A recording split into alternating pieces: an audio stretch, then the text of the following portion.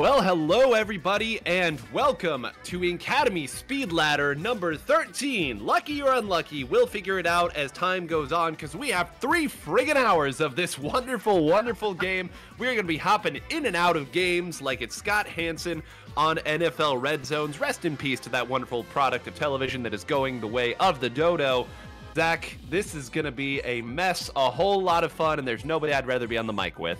Yeah, certainly glad to be back with you, Nine. 112 team madness is what we're up to, and we're going to be starting, as you can see on your screen today, with Error 404 versus Sheer Cold, as Nine pointed out before the broadcast. A lovely Pokemon reference, and some familiar faces on the team as well. To bring a sports reference into mind myself, the NHL Four Nations face-off is happening, and we have a little face-off between NA and EU. With this one, as Sheer Cold appears to be representing both the US and Canada, while Error 404 primarily with the UK and Germany for their team members. Well, I can only wonder how many hockey references we're going to throw in here today, because I too have hockey on the mind, so we'll spare the audience that, at least for the time being. Again, I want to point out, this is 3 hours, and we are going to be hopping into really whatever games look good that are currently being queued up. For those of you unfamiliar with this format, this is kind of a baker's choice, if you will. This is an a la carte style tournament. Teams will queue up for the matches whenever they want. They'll be matched with other teams that are somewhat close to them in record. Of course, as the tournament goes on, that tends to separate it out a little bit more early on. You're kind of just getting matched with whoever you can find. But that does mean we're going to be seeing a lot of players and a lot of teams that we're not familiar with. And I think it'll be nice to introduce the crowd to some of these teams as well, because as we're discussing, Zach, right now, the game of Splatoon is a couple staples and a whole lot of do whatever the heck you want.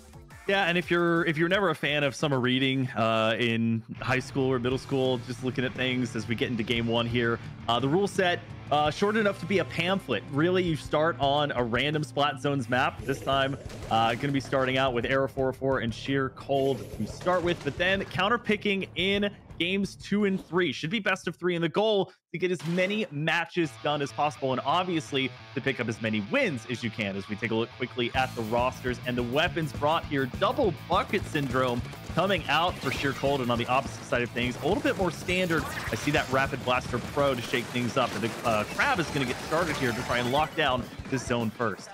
Yeah, I mean, you say standard here. This looks exactly like a comp that we saw very recently win an Area Cup here. The only difference is the blaster changing a little bit. Instead of the S-Blast 91, it is the Rapid Deco, a weapon that has always kind of been hanging around here. On paper, this kit is pretty strong, as we see the Inkjet, the special of this weapon, putting pressure on this raised area, as it is wont to do. But Zach, here on Crab Lake, we've seen enough games here to know it can be a real pain to break back in if you get pushed back out.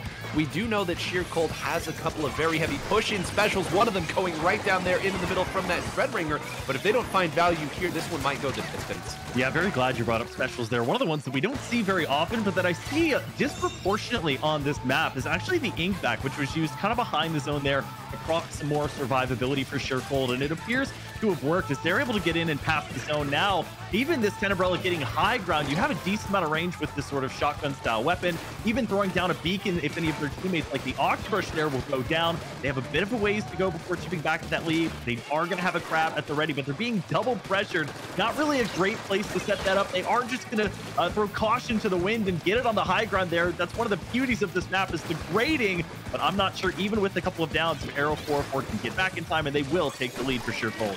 Yeah, nicely done here. You saw that they had to throw so many specials just to get rid of that Tensorbrella here that none of them were able to affect the zone. It didn't even get stalled out there. They're going to have to take out 3 members in order to take it. Some very nice points being scored that time by Sheer Cold. So already you've sort of seen the game plan for both of these teams, right? Sheer Cold is going to be very risky with their takebacks in with these specials, but once they get set up, they have the tools to score big points. On the other end, Error 404 kind of has an answer at all times with this comp, but with one of them going down already here, it's going to be dangerous. Another one going down. If these specials don't cap the zone, this could do it, but it appears they've once again fought through, Zach, and that's a wipeout. The Cosmic Ballet charters on, as the Simpsons once said, and the pendulum is swung back to Sheer Cold as Arrow 404 in a familiar position of trying to claim space on this high ground. They were going to have some trouble, but ended up dispatching nicely of the Octobrush. That Zipcaster, such a difficult special weapon to master, especially with so much room in this drop-down area next to your spawn that they can zoom around in. They have to use the Tactical Lure early, though. They're going to have to use it to try and make way. Looking for one splat there is going to be the Shark, but they're not going to find anything early, and now that's one down. Under 20 points is sheer cold as the Heavy Ed is going to look to find something and get it going here, but they're being beset upon by all sides. Now 2 specials having to come out, one of them being the Zipcaster for their side, and they will finally at 4 points stop them from moving forward. Very back and forth set so far. The Ink back at the ready here, but they're not going to get to use it. So much happening in such a short span of time. And I love the way that Sheer Cold is identifying which members to move forward and attack certain spots on the map here. Again, we've sort of talked about how their specials aren't the conventional ones that we're used to seeing here, but their weapons are so good at forcing 1v1s and then collapsing on top of those players. It's a game of positioning. This this Octobrush rather seems like they've hit everybody on the map, finally is able to close one out. But you can see again, Zach, how quickly they pushed everyone away from the zone. They took it here. There's still 3 members of Era 404 up on the map, meaning that they got pushed so far back here. But we'll see now if they ended up giving that up willingly here, because it appears that the members have already jumped back in. Yeah, the trade outs happening quite quickly here, and looking at specials, especially like the Zipcaster, just a short amount of time with which you have to do something, and then something like that can happen where Drop Roller able to just stand freely at the edge of that grate and just spin them down with those shots. They're going to go down quickly there. It's going to be Sheer Cold reclaiming the zone again, chipping away at that over 50 penalty, but now on the opposite side of things for Arrow 404, they are going to have the Crab, and this is one of the best maps for Crab that you can really ask for because of just how far expanding the grates are across the entirety of the map. But if you're not able to get into that area, if you're not able to leave that sort of platform area from your spawn, it can be very difficult. The penalty already almost chipped away here, 9. So much work to be done, but now a 3v3 to see if they can stop anything going. No, 2-1. Nicely played there by Sheer Cold. Again, it seemed like every time they got the zone, it wasn't always a convincing take back, with the exception of that one wipeout. But as soon as they got the Tentebrella up on that side, it's so difficult. And we've talked about Tentebrella on this map for some time now in some of the different modes, but it's just a simple matter of geography, of geometry, all those geo words that we love talking about here. It's hard to get rid of, and for everything that Era 404's comp does well, being such a meta style of comp, it doesn't really have any lethal bombs in the traditional sense here. Yes, if you stand still and let 2 burst bombs hit you or let 1 torpedo hit you, of course, that can be difficult. But if that Tentebrella shield is coming at you and you've got 2 burst bombs, you kind of just have to move or use a special or shoot at it some or wait a little bit. And of course, you can't swim up to accost it, so the formula is pretty simple. Once it's up there, you use too many resources to get rid of it, you don't have enough for the zone, and hey, the Tentebrella can still move after its shield is out, so now you might be playing a guessing game as well. So it'll be interesting to see here now that we're getting into a counter pick system, and I'm sure we'll talk about this, excuse me, ad nauseum as the tournament goes on. Zach, it's a pretty wide range of map mode combos that these teams can go to. Well, I like that we saw a very much back and forth game there, not overbearing for either one team. And as part of that sort of short pamphlet of rules that we mentioned earlier, the counter picking aspect of it is basically you cannot counter pick into a map or mode that you have already won on in the current set. Of course, for Arrow 404, that's not going to be a problem as they have yet to win a game here, but they will be swapping the mode over to tower control. And Macomart is going to be the avenue for which Arrow 404 tries to force a game 3. Again, it's all about speed, the nature of this one. They not just want to win these games, they want to get through them as quickly as possible so their set count can tally up by the end of it, so that if they do suffer a loss or two, that sort of win-loss ratio is not as beset upon by the 1 or 2 mistakes that might be made in these shorter sets. And to your point, you know, just looking at their compositions, I've been fascinated by the renaissance that special weapons like the Reef Slider, even the Zipcaster have seen. Of course, we didn't see an Ultra Stamp there really, but that's another one that's sort of come about and come a long way quite a bit across the lifespan of Splatoon 3. The Dreadringer in and of itself, and being able to bring 2 buckets that are not, for example, the Tri-Nouveau for a Tacticooler as a buff for your team is very, very interesting. Now, the kit, otherwise, besides the Reef Slider for that Dreadringer Suction Bomb, we'll see if it comes back here in game number 2. We do like sub weapons like that for the tower just because of its large explosion radius, and they will in fact bring the Tri-Slosher Nouveau. So maybe hearing that part out, they're going to still be running the double slosher composition, and on the opposite side of things, swapping over to a big bubbler, pretty smart for a moving objective like the tower. Yeah, especially if you feel like you can we're maybe having a little bit of trouble getting set up on certain spots. That big bubbler, of course, we know what it can do on tower, but it can also function as a nice pivot point. Of course, you really don't need to pivot when everybody in the enemy team is respawning, but the point is, if there's a time that you really feel like you can't get out at any point, you set that down. It gives you a chance to reestablish your footing or continue a push, as the case may be. And right now, I'd say it's firmly in column 2. Yeah, Float, they're getting some action done. Toma's going to fall at the hands of the Slosher, and they're going to go ahead and extend that Tri-Strike. One on the tower just to be safe, but nobody from Sheer Cold really was threatening at that point, maybe more so for just getting map control out. Now, interestingly, not using the big bubbler on the tower. They're using it just adjacent to it, where just enough of that big bubbler is sticking over to the tower where you can hide into it or jump over onto that sort of platform that it was placed on. Zipcaster's going to come out. It's not going to find anything early on, but they are pressing Sheer Cold back enough that even dropping a member, it's going to take reclaiming some of the map as the tower seems to passively be reverting back to spawn here. Nice early start, though, and a good rebound for Error 404. Yeah, and it's really not done yet. Only one of them is gone down here, and they know where the other 2 members are. If they're able to take one of these out, they could extend this out. A nice placement of that attack pillar means everybody who's jumping into their backliner is going to pick it up on the landing here. So still some nice pressure. I respect that Sheer Cold is fighting forward here. Really not a great opportunity for them to find footing and move back here. But of course, you have to win those fights and make good on that gamble. Instead, now 3 of them are going to be going down there. You can almost call it a delayed wipe. And it has been all Error 404 thus far. And Zach, it really shows how important the opening push is on this map and mode in particular. You just get so many resources as the attacking team.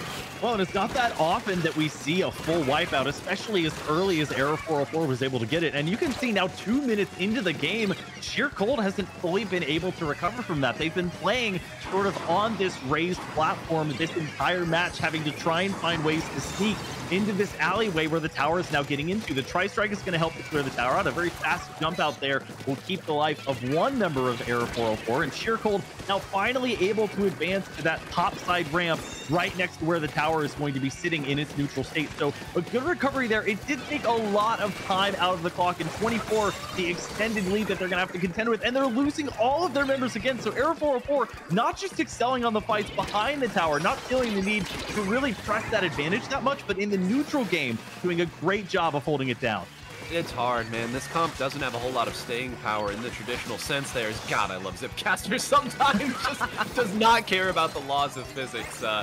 Look, 3 of their weapons are kind of up and at you types of fighting weapons here. None of them really are going to be sitting back and painting for special here, which means that when things start to spiral out of control, it can really get nasty. And I think that's sort of been the story of the game here. This is a valiant Zipcaster there, this Octobrush, who has kind of been the only hero for the team for the bulk of this here, using some of these swings to at least push people away or maybe take them out. But again, once they push forward, Zach, there's really no reverse gear. They can't move back. They don't have a ton of range, and they really don't have a lot of turfing capability either. They simply have to take opponents out very cleanly, and thus far that has not been the case. Well, and both of, for every weapon, basically, movement is important, but both of these teams have a weapon where it is very apparent when the movement is not on point, whether that's in your special or in the neutral state. We saw that nice splat by the Splatana Stamper where they were able to get the burst bomb shot and then the flick from their weapon from afar to finish them off. And then, of course, the Octobrush with the Zipcaster, smartly not trying to focus on too many targets. They basically lock onto one, get a little bit of damage off, and then they reposition with the rest of their special. And part of that has allowed just a little bit of movement. A familiar 3-down situation forcing it Sheer Cold, but they are on the board with a push to 95. But less than a minute left to go, and Error 404 in that fight has built up and managed to not need to use 2 of their specials. They're going to come out now. The big bubble are going to be used on top of that platform, and it's just Drop Roller that's able to try and find their way through alongside their Tenebrella, but they're not able to hold down the map control. That might be a difficult part. Maybe you're relying so much on your Tri-Nouveau to get map control, and they're just not staying alive long enough for that to really be staying with any holding power. No, and I'm so glad that we got to see so much of the edit's perspective right there, because that's really been the key in this game, right? There's some fights all over, and that heavy edit is absolutely collecting as time comes on. It's been payday this entire time. But finally, as I say that, that heavy edit does have to jump out, and they're able to use a special to finally give themselves a nice pivot point on this side. Zach, this is where this comp can really get some work done there. That's 2 down already that they've taken out from Error 404. And Zach, those points are going to start coming quick. There is one more checkpoint they're going to have to clear. An important resource here. Toma going to throw these out to try to clear it maybe a little bit too early. Everyone's going to jump at the tower, so you have to think that Error 404 had all the resources there. Not worried at all. Congrats to Sheer Cold for at least making it a close game, but again, Zach, that whole sequence in the middle where we saw, what, 3, 4, maybe even 5 go down from that heavy edit's perspective, I think tells you all you need to know about how that game felt. Yeah, and if you're just looking at it from a fight-by-fight perspective, that first fight really did set the tone for the rest of the game. There was definitely some pushback in the last 20 to 30 seconds. We had overtime, and they had a pretty clear game plan in overtime to try and get Sheer Cold into a position where they could take the lead. They had the tri-strike at the ready. They put the tacticooler down, not just on the tower, but in a position where you can absorb some damage. The tacticooler, of course, being invulnerable, so you can absorb some shots that way and really focus and shift where the players that are defending have to go if they want to get on the tower to find whoever might be sharking and hanging around there. For all intents and purposes, primarily it was the Tri-Nouveau who was hanging around there after deploying that, but really you can't use all that and still be scattered like they were. I think one on the tower, of course, you had the tri-strike user sitting back to make sure that it could be placed appropriately, but then the other 2 team members were kind of split, one left, one right, to see if they could catch anybody coming through from Error 404 that were trying to accost the tower from high ground, but they weren't able to get into those prime positions right away. And that, of course, meant that the one person they did have on the tower was taken down in an odd man situation. And then all Error 404 had to do was clamber atop it to stop that push. So nice job of getting that tower control map. They make their counter pick happen, and they make it so that now we are in a game 3 situation. Sheer Cold cannot counter pick to a map or mode that they've won on, so Splat Zone's out of the equation. Unlikely maybe that we see tower control unless they really want to run it back, but that leaves Rainmaker and Clam Blitz, which different teams and players have different opinions on. But we will be going to Clam, and 9 Inkbot Art Academy is going to be our venue. Can't escape this silly map. I will get that one joke out of the way now, because I suspect we're going to see it a lot over the course of the day. But I will say this is a very interesting, and always has been an interesting Clam Blitz map to play on, because oftentimes on this map you see these big pushes of, we're going to put 3 or 4 of our wonderful specials right at the enemy's basket there, crash through, take their side, send one person back, score a little bit. But I think that that paradigm is somewhat shifted. I guess I can't even say in recent years. We've been in tactical meta so long at this point, but now I see a lot more, or a lot less hesitancy, I'll say, to throw one of your forefront members there to see if they can clear 1, maybe even 2. Because once the door gets swung open on this map, it's really open. And if you can get a 3-2 advantage, that's very different than a 4-3 advantage, and of course a 2-1 advantage even more so. So I think maybe in some of the older days, or Splatoon 2, where you would have seen build up 3 or 4 specials and lay it on the line for 1 or 2 scores, I don't see that as much these days. And given that one of these sides has been running an Octobrush, one of these sides has been running that Splatana Stamper, I think we'll see much more of that first option here. I think the real question now is going to be, is Sheer Cold going to bring out a Tacticooler again? It sort of got buried, and I didn't want to make it the big talking point, but in game 1, no Tacticooler, and it appears now no Tacticooler either. So we'll see if that starts to shift things up. This could be a very interesting decision on a map mode like this. Yeah, taking a look at the loadouts here, Error 404 on their side in the purple, they're going to have the Splat Dually, so that's going to be their crab weapon of choice. This is a pretty decent crab map as you can set up on top of these walls. You can maintain the high ground from there. You have pretty good shots with both your main fire or alternate fire. As you mentioned, they will have a tactical, or the opposite side for Sheer Cold. They will not. They will be running still with that Zipcaster and with the double bucket composition going back now to the Dreadringer, but it's a pretty even trade-off so far. It's 2v2 now after the first sort of skirmish resolves itself in these 30 seconds here. Sheer Cold coming out of it with already a power clam, of course, a little bit risky to set one up immediately. A lot of teams like to sort of get 6 or 7 and then maybe wait for a teammate to throw it to them when they've built up that instance. But it looks like a disconnect for Error 404 is going to result in our first early ended battle. Now, the disconnect rules, despite how limited the rules are for this tournament, are clear in saying that disconnects can be replayed, of course, if the team that disconnects stops playing,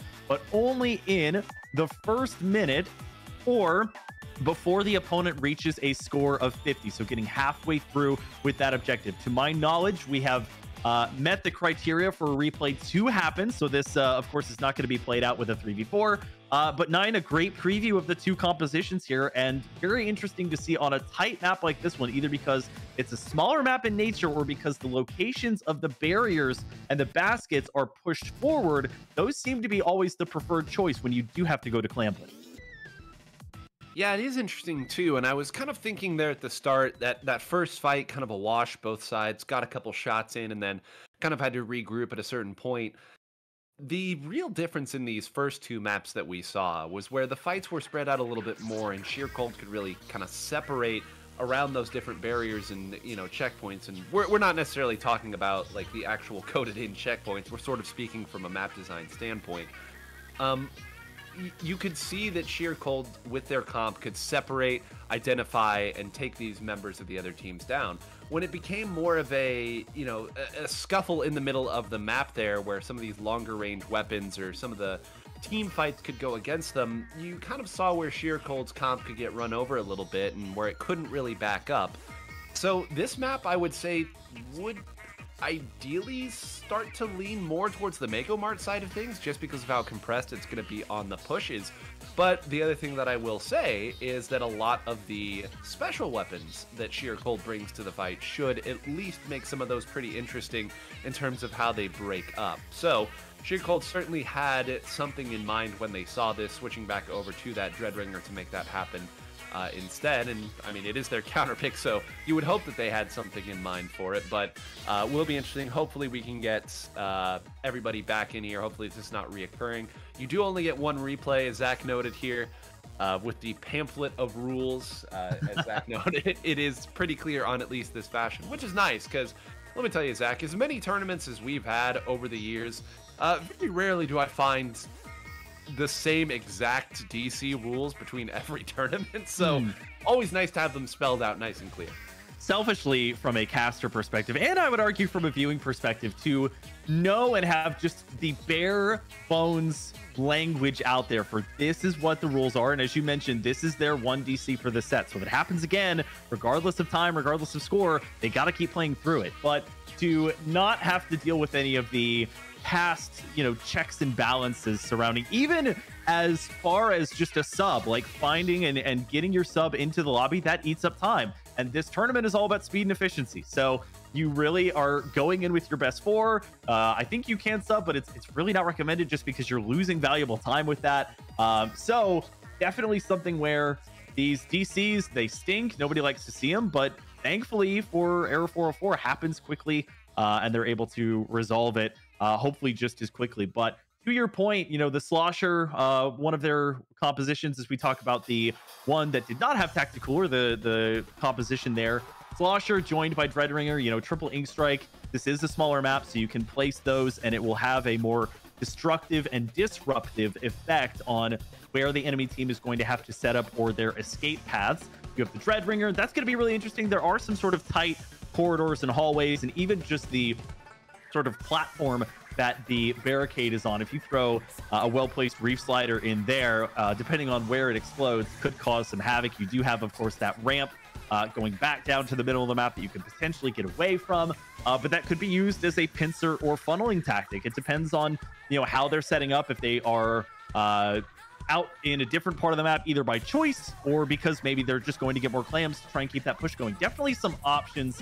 there if you're not planning to run a tactical. And Nine and I talked about some recent Area Cup results before the stream got started, and there were teams that did decently well without a tactical. It's not an absolute necessity, but it certainly helps your case when you can have that native boost going where you don't even have to think about it. Your stats are just buffed. So definitely will be interesting to see what happens. We're being told that the disconnect was related to a power outage. So nice to get a little bit of the backstory and specifics there, but shouldn't change what we see on the battlefield. Maybe they have this time, Nine, to talk over some strategy. Yeah, some strategy and I don't know. We've kind of talked this one as far as we can here. It's a best of 3. There's not exactly history between these two teams. Something that you did bring up there, talking about the Area Cup results, and kind of something that I hinted at a little bit earlier, talking about how the current meta is sort of, you get your tacticooler, you get one aggro, and the rest you can kind of piece together as you want. In the pregame, I kind of made the joke that, you know, maybe more of Splatoon now than ever, more of the weapons are in the, I'm not surprised to see it, but I also didn't expect to see it category, which is to say that, and I think there have been a number of tier lists that have come out as of late, certainly from top North American and European players, but also top Japanese players, at least with regards to splat zones, where you'll see the X tier is your standard weapons, of course, your tactical providers, your stampers, Splash-O-Matic, things of that nature, Slosher, and then the A tier is like 30 weapons. Just because, you know, at a certain point, you can't look past the results that some of these weapons have, and a lot of weapons are getting a lot of great results. Well, and on the topic of tier lists, for anybody that's either casual or just doesn't really have any insight into the Splatoon community, I kind of feel bad for them looking at these tier lists because they are typically many, many tiers deep. There is not often your standard S, A, B, C, D, or even, as you mentioned, throwing an X rank in there. It typically goes X or X plus, then X, then maybe you have an SS or an S plus, S, maybe an S minus in there, and then you go your 3 tiers throughout all the letters, A plus, A minus, all the way down. And there is a large chunk of weapons that fill that in. And I'm seeing that, unfortunately, 404, Air 404 is not able to get this 4th member's power outage resolved in time. So they are, in fact, just going to go through with it as a 3v4. And the weapons that they've brought, they still have their crab, they still have their tacticooler, and they have that offensive edge. So always a shot that it could go through. Definitely going to make it harder without that 4th player.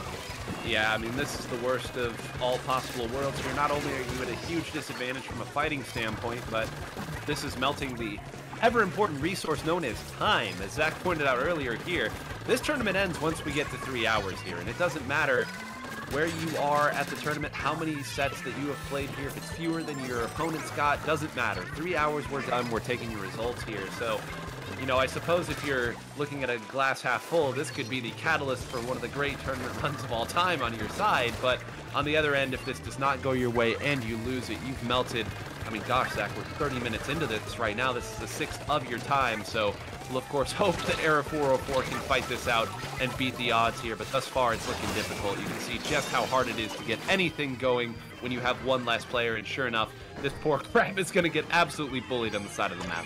Yep, there's that reef slider that I was talking about, just using it to clear out the remaining player. Looks like that's Splat Dualies. We did see the Splatana Stamper get behind and get around, rather, the action. So Fire Corky really just dancing almost in the midst of 2 players from 404. It is easy picking so far for Sheer Cold, as they have all the time in the world that they need to find clams. Snip trying to use their Zipcaster to get around. They will find 1 pick there, but I'm not sure if it's going to be enough. If that 10th umbrella going down is going to mean too much, Toma's going to have at least 3 more clams to deposit. Now just 2 more clams needed in order to finish this one off. 1 left. They do get the pick on the Octobrush. Can Fire Corky get through? They have it, and they do have enough time. So 1 push, all Sheer Cold needs to dispatch of a handicapped Air 404 team, down a member there. And that is going to cement an otherwise relatively back and forth step. But 9, I think we're sort of on that Vulcan mind meld, where I also wanted to bring up the fact that we're somehow already 30 minutes into this tournament, and we've just now gotten through this one best of 3. Now, other teams, there are lots and lots, over 100 other teams that are taking place. They may have already gotten 2, maybe even 3 best of 3 sets done at this point. So this puts both of these teams at a disadvantage, where 30 minutes into the tournament, even Sheer Cold, who's picking up a win in this scenario, they just have the 1 win. So if another team is able to come away in this time frame with more wins, to avoid that fate, Sheer Cold's going to have to really hustle with these next matches. But congratulations to Sheer Cold. They will win it on Clam Inkblot Art Academy, and they will be the first victor on set and on stream that we see here. Indeed, well said, and, you know, a little anticlimactic ending. But, again, we've got 3 hours of this, so we'll get some good stuff here. We're actually going to take a short break here. I know I promised you 3 hours of nonstop action, but again, it takes a little moment for us to find these matches here. So we're going to go ahead, rest our voices for just a moment, take a short break here, and just as soon as we have another match, we'll be right back with more action.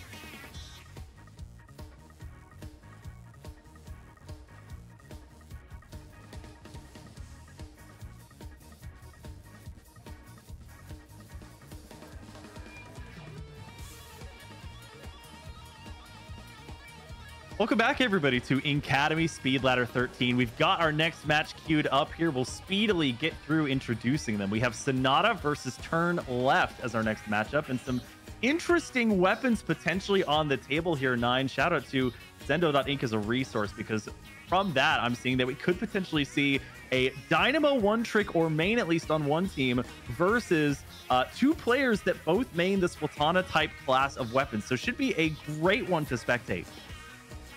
Love a little variety in our games. I will note here, for those of you who are, and boy do I pity you if you're trying to keep track of how everybody is doing over the course of this.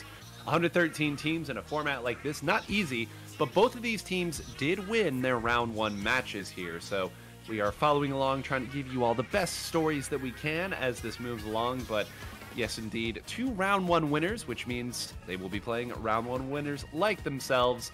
And Zach, this should be a good one. And we're diving in already. Splat Zones Inkblot Art Academy. All right, so familiar map, not so familiar mode. We, of course, start every match with splat zones and then go into counter picking from there. It's going to be Sonata versus Turn Left, and the weapons looking pretty familiar, at least from the last match that we watched. We have yet another team that's running both a slosher and a splat dualies, and on the opposite side of things, I do see that familiar and forecasted Dynamo roller, so that should make things fun. We've also got an Octoshot and an S-Blast, which has really come into favor over the last several months, and it's been fun to watch. Yeah, it's a blaster that I think a lot of blaster mains always knew sort of had, I don't know, it had something. It had a little bit of sauce to make things work here, but blasters were sort of always an iffy sort of weapon. You really needed a true main of the weapon here, and also other blasters pretty strong here. But once this thing gets going, it can be strong. Now, I will say this is not the variant that we have seen as much as of late, but we've talked ad nauseum about Reef Slider and what that is able to do, what that can bring to the table here. So, yeah, why not take a dive on in on the other side? But, Zach, I would like to call attention to the fact that, yes, it is that Dynamo roller that you had discussed earlier that's going to be providing their tacticalers here. This is 2 sets in a row. We have Tentebrellas here, and I did not have that on any of my bingo cards. Yeah, Tentebrella is going to be a great weapon to watch as well. It's such a tough weapon to master if you are not comfortable with the playstyle, and you have to have great support around you. They do have, of course, an Octoshot that can get some of that painting done. We're seeing Turn Left just kind of camp this drop down here, see if they can get anything going, but Sonata now going all in. They're going to extend the Killer Whale. They're going to use more as we see it direct there onto Omni with the S-Blast. Of course, you have the 2 firing modes. The other one going to be used there to take down Cairo, and despite that, a couple more members of Sonata trying to sneak around that left-hand side. If you're Turn Left, Opti set up on a great spot here to not just farm that aforementioned tactical, but also to make sure it's going to be difficult for Sonata to get back in. We're in the single digits. One more direct might cap it, and just not enough time for that 52 to lock down the single zone here. So a pretty speedy game one in this speed ladder here. It was kind of back and forth for a little while, but Turn Left going to hold things down against Sonata and take game one. Yeah, you saw really the moment where that direct hit that dualies, which is an impressive feat in and of itself, to direct a point-blank range dualies that has bad intentions.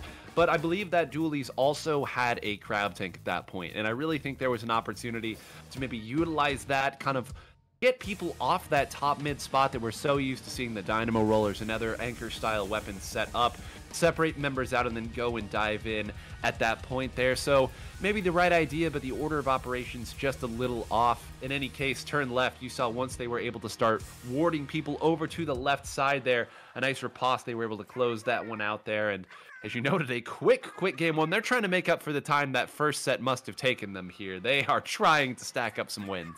Yeah, good word there, riposte. I got to shout that out. And also, you know, despite the many different iterations where armor on the crab tank has been changed, shredded, modified per weapon type, of course, with how dominant that special was at the onset and very beginning of Splatoon 3, it's still, any armor is good armor to have, and just the long range that you get from that special still makes it worth a pick, along with, as Nine noted earlier, kind of the ease of use of those shorter range shooter class weapons. So we do have the counter pick in. Of course, Splat Zones is still on the table. You can't counter pick to a mode that you've won on, but of course with Sonata not having any wins in this set, of course you can only pick up a maximum of 2, and that would end the set there. But we will have Splat Zones again, and this time going over to Mahi Resort, a map that can trip people up with its sort of smaller first iteration, and then when you get to the right time, enough points on the board, the rest of the map going to expand, rise up from the watery depths, and provide more of a footing. I'm interested to see if Sonata really thinks that this sort of spread out map style with lots of different obstacles, especially before the water lowers there, is going to help them on the same mode that they just lost on. Yeah, I mean, this is, I guess if you're comfortable here, this is going to be a difficult one, I would say. And maybe this is just the Splatoon 1. I'll go ahead and say PTSD. Coming back to me here, going against Dynamo here, man, that is, it's a different game. It's a different world that we live in, but scary to say the least. We'll see if that game just got away from them and they feel like these more fight-heavy maps where everything can get compressed is what they need. But in any case, because it is their counter pick, they had to have liked it here. They had basically every other map mode combination in the game available to them. And we'll see if they have a counter pick otherwise in terms of what it is they're going to be switching to on the weapon side. Don't have to stall for too much longer.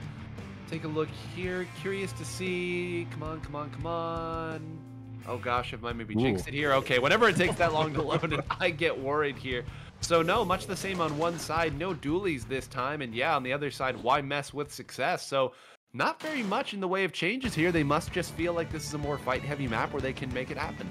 Well, and this to me is one of the dualities of Splatoon 3. Just looking at their team page, Sonata has the deeper class of weapons that they can pull from. They have the larger sort of actual repertoire or armory that they can get weapons from, and yet they're sticking with something that's just pretty plain Jane, but still meta, that is tried and true and tends to work pretty well. Swasher, very meta. Pencil still sort of the tactical or weapon you want to go to. And then you have things like the Stamper to round out alongside the very aggressive two-shotting 52 gal, which does go down to Opti on that Dynamo Roller that you correctly predicted I was a problem on the bottom right there. You see they actually got a crush splat rolled over the Splatana Stamper, and through all that, turn left to start it out, but it now flips over to Sonata.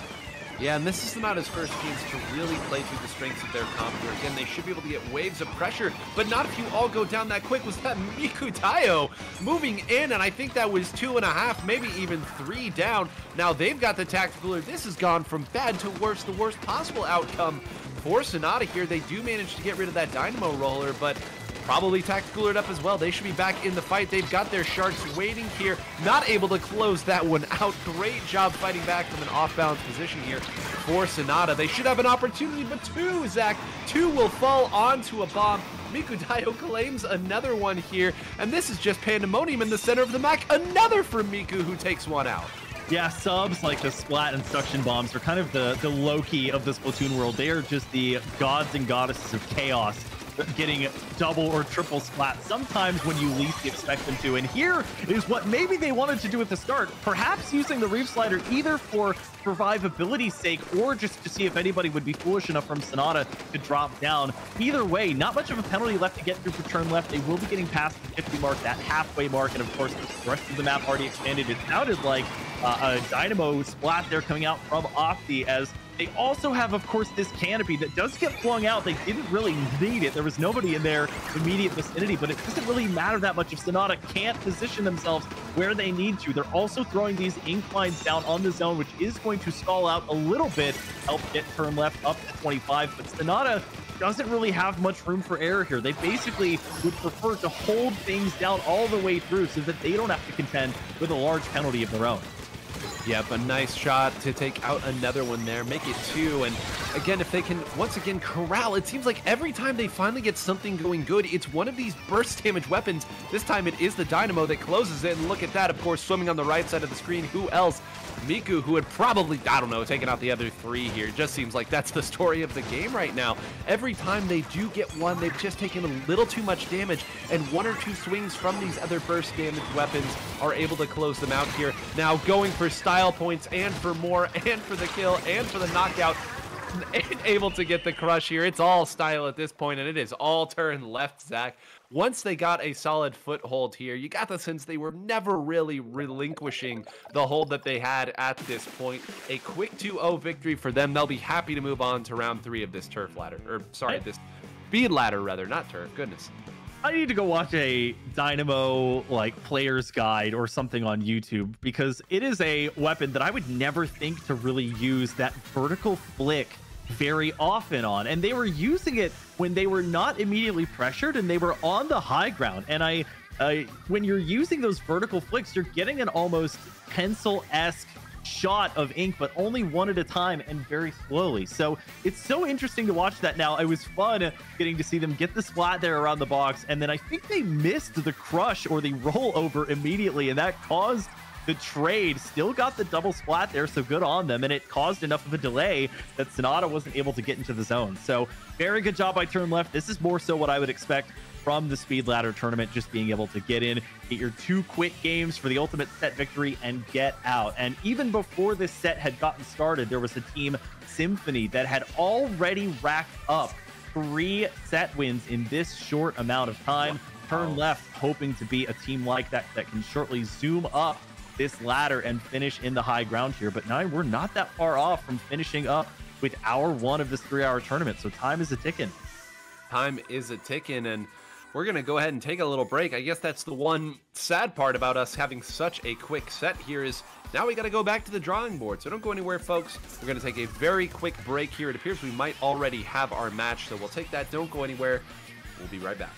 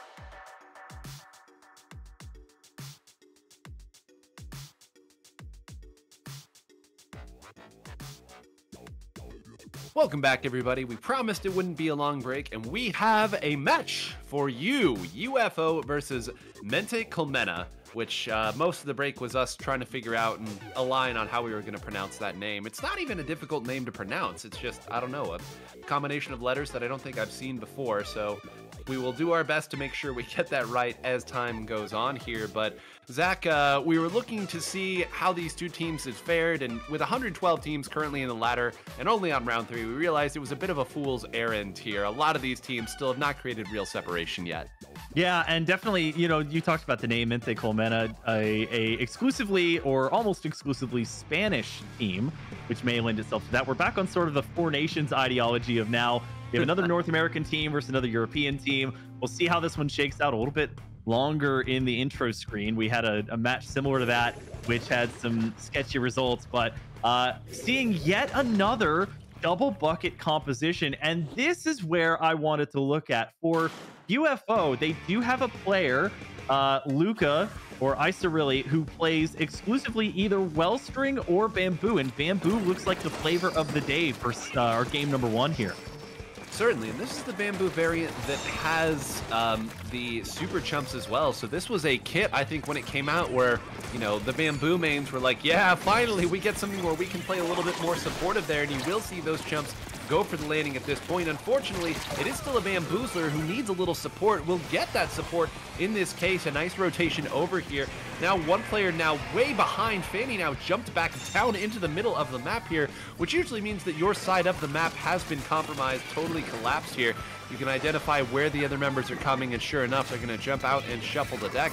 Right now, Mente Colmena in a nice commanding position here. But with one going down, they're going to need to cycle some specials and control the flow of the game. Yeah, and one of the specials that we're seeing fired off a couple of times is going to be the Booyah Bomb, the Aerospray RG. Not something that we see a ton of in competitive, but is a mainstay of Splatfest and has a very devastating kit for painting, as we see a couple of quick splats there. One onto Lulu, which is going to help to settle things down, seeing if they can get a couple of shots with that Bamboo. The Fizzy Bomb, such a nice special to have. It's not on a ton of weapons, but it is a great one to use. They almost run, and they do pay the price for getting into the path of this Reef Slider, and that's going to help contribute to a full wipeout. Mente Colmena going to retain the lead as a result of that, and already chewing through this penalty as UFO has to take a long walk down a long ramp. Yeah, no need for main weapons right now here. Our special weapons are going to get the job done for us here for a full wipeout here. This is where things are going to get really, really tough for UFO, because I'm not sure exactly what avenue they create here. They almost have to hope that Mente Colmena goes a little bit too far forward and hands them a couple of their members here. You can see they've already had to rotate back to this side of the map, but if they wait too much longer, they're going to have to fight through a couple of specials. Nice job there, though, using the Zipcaster to separate the members of Mente Colmena there to make sure they were never fighting more than one at a time here. But again, when you get too bunched up, you move forward a little bit too far. Now you're going back into their burst damage radius as well. So a nice job. Again, they managed to apply that penalty, but Zach, there's not a whole lot of stability to be found. Yeah, and a nice double there that we got to watch from the Tridavo. Always love seeing that from one of my personal favorite weapons. And I was very interested to see that while both teams do have a tacticaler here, it is two of the shorter range variants that they could have gone with. So no pencil, no heavy edit. They're just going with these sort of shorter range style, heavy ink output type of weapons that maybe can control space up close, but are not going to really be able to make an impact from afar. And this is the second time from the UFO that I've seen a Booyah Bomb fired in that position. It looks like they're intentionally using this higher wall to see if they can protect themselves from getting that armor that you're given shredded down, so that they can at least get the Booyah Bomb off, if nothing else. But that directly limits the space that you're able to output that ink into. So a little bit more back and forth now in a 2v2 state. Just a couple of weapons left for Mente Colmena, and now finally having to back off. You can see the Aerospray in order to affect change on the zone, having to get all the way in, and somehow Lulu able to finish the job that the gold Aerospray started. So no penalty given yet. Mente Colmena, who continues to chug on. Yeah, and the engine of this team right now has been Fanny here, which is such a fun sentence to say as this game starts to get dangerously close to ending here. The penalty will be applied, but oftentimes, Zach, whenever these scrambles start to happen in splat zones here, especially on a map like this where there's really only one avenue that the action tends to happen from, there's always one player who's sort of waiting kind of at the back end of some of these scrums to collect some of these players and take that. And it's been Fanny thus far on that Tri-Slosher Nouveau has done it. Sure enough, it's just Fanny who is left up right now, probably waiting and trying to find a different avenue here. And they're going to jump all four of their members over onto this side. Hold on a minute. You can talk about a gambit here. They're able to take out the burst damage of the blaster there, but it didn't take too long. No, they take two members out. They're fighting around the zone. Will they be able to cap it? Zach, they have swapped sides of the map there. They are in each other's spawns at this point. They're jumping. It's pandemonium. It's crazy now. A Booyah Bomb coming from the other side of the map here of the spawn. They have not yet taken it and finally will do it. The gamble pays off. And Zach, you are not going to see that very often there. All three members jumping to one other side of the map here. Fanny goes ahead and collects another one there. And what a call to make in the heat of the moment with the penalty ticking down. Yeah, what an absolutely masterful gambit there. You see that the strategy of Mente Colmena almost appears to be trickling in, which is almost never a good idea in a competitive game like this, but they're basically going in, all right, Tri-Nouveau's going to go in first, and then we're going to have the arrow spray come in, and then we might have the Dreadringer or the shot waiting in the wings to make sure that the zone, if it's been stopped or partially painted, they can come in and clean things up, and that's allowed overtime to come through, but it's UFO's game to try and hold on to at this point. They do force 3 down. It's just going to be the Dreadringer trying to stay alive, maybe to see if they can have somebody jump to them. They take someone down with them, but it may not be enough. The zone briefly halted, so no progress in those 3 to 5 seconds there, which may end up being important. The Octobrush is going to lose their one-on-one. It's Fanny yet again that you called out in the heat of things, and with all of that taking place, UFO not quite able to come back in overtime here, and Mente Colmena with one of the more fun strategies employed that I think we've seen in quite a while, despite going to overtime, holds it down for a game 1 victory. Yeah, I'll say you're not going to see that work too many times here. You get one. Everybody gets one. And the thing that was so especially fun about that, too, is I want to point out that not every member of Mente Colmena took that as an opportunity to dive at the zone, risk it all as the end-all, be-all there. You saw that a couple members opted to go all the way back to their opponent's spawn. And in those moments here, you just have to get people to be confused, right? You have to get them looking in different directions to not be able to start to combine maybe some of the shots from that blaster with some of the other support shooters or things of that nature. You have to do something to break them up. You have to create an advantage for yourself. So again, the gambit is fun. The execution after the fact, all the more important there. And again, Fanny did such a fantastic job, one, calling for that, and then also every time there was a scrum, being with that Tri-Slosher there to close it out, throwing the bombs out, having the tacticoolers out at the right time. But you called out here, that's not usually a sustainable strategy, I guess would be the best way to describe it here. So UFO can at least rest their laurels in the fact that, okay, like that can't happen to us again, right? I mean, we'll change it up a little bit here and they won't be able to get us with that twice. So again, basically every map mode in the game is available for them as a counter pick here. Let's hope that they didn't let that get too much under their skin. Well, and we are blessed with abundant vision of the entire field of any player that we want to spectate. It looks like, just based on how we're watching them, that some strategy like that may not work, just because we can see all the components and all the pieces if we want to. A team like UFO, they have to go around and try to figure out, sleuth out where everybody is, and these sort of spread out 1v1 interactions where one person's going mid, one's going left, one's flanking around to the right. It creates those odd man opportunities, or it creates areas where you can come in safely even if your skirmisher goes down early and finish the job that they started here. And we're going fittingly to what I think is one of the more chaotic map and modes present, but it is a fun one to watch in tournament methods especially. It is Rainmaker on Humpback Pump Track, the horseshoe or the 90-degree turn of fate here, getting around that first pedestal area into the straightaway that leads straight to that second checkpoint right below where the spawn is for these teams. We'll see if UFO has a more stalwart strategy that they can employ, but a similarly large enough map that this one could easily be just as chaotic as game number 1. You gave such a nice description there that I'm going to take it a completely different direction. And note that 90 Degrees of Fate just sounds like it should be the final boss of some obscure anime fighting game. 90 Degrees of Fate. Excellent work by you.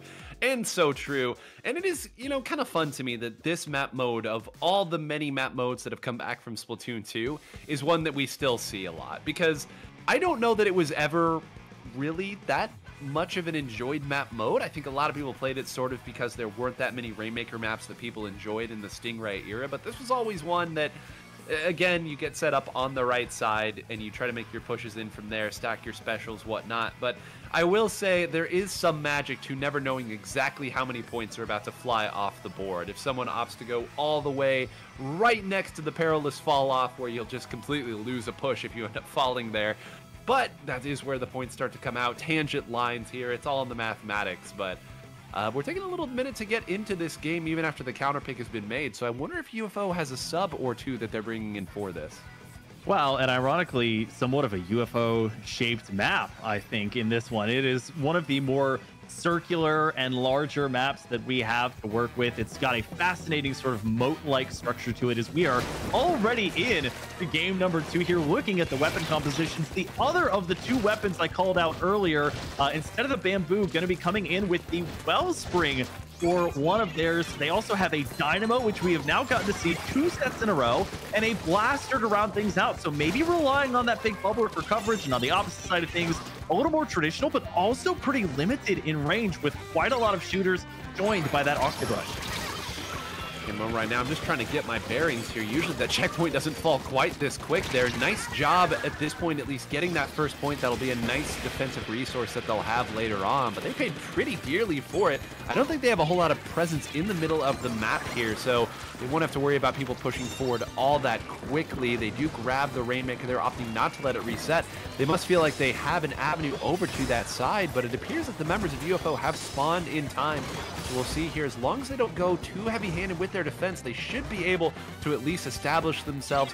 One does go down there. They're going to dive back in here. This is going to be kind of a delayed wipe there, a 2v2 since they were tacticoolered there, but a nice defense early on, and you can kind of already see the game plan that this Wellstring is going to bring to the table.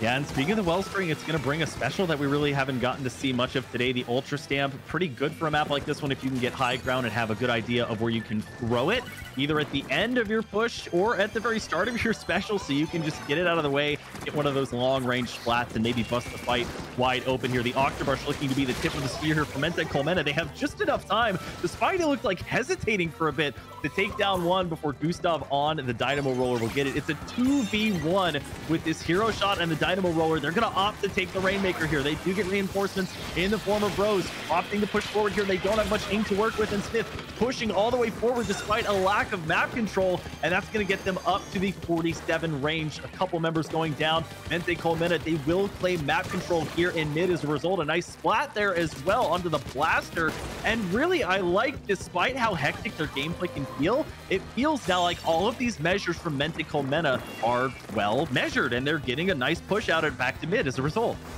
Yeah, they only gave up a few points there, and again, I know I'm going to keep saying the synonym for buttocks over and over here, but Fanny once again dove on top and took the eyes of 2 players there, ended up even contributing to taking those 2 players out there. Again, breaking up that pressure there really is what established it there, because they were, what, 3-2 in that position and rapidly approaching the corner at that side. So don't underestimate how many points that may have saved. Now, if they can't get a push of their own going here, it's all for naught. But again, you can see where things start to break down. Fanny's there, and now with Fanny going down earlier, Zach, this might be a real opportunity for them to get some more points. Look at where that's positioned. If they can wait out this Trizuka, there's not a lot they're going to have to fight through.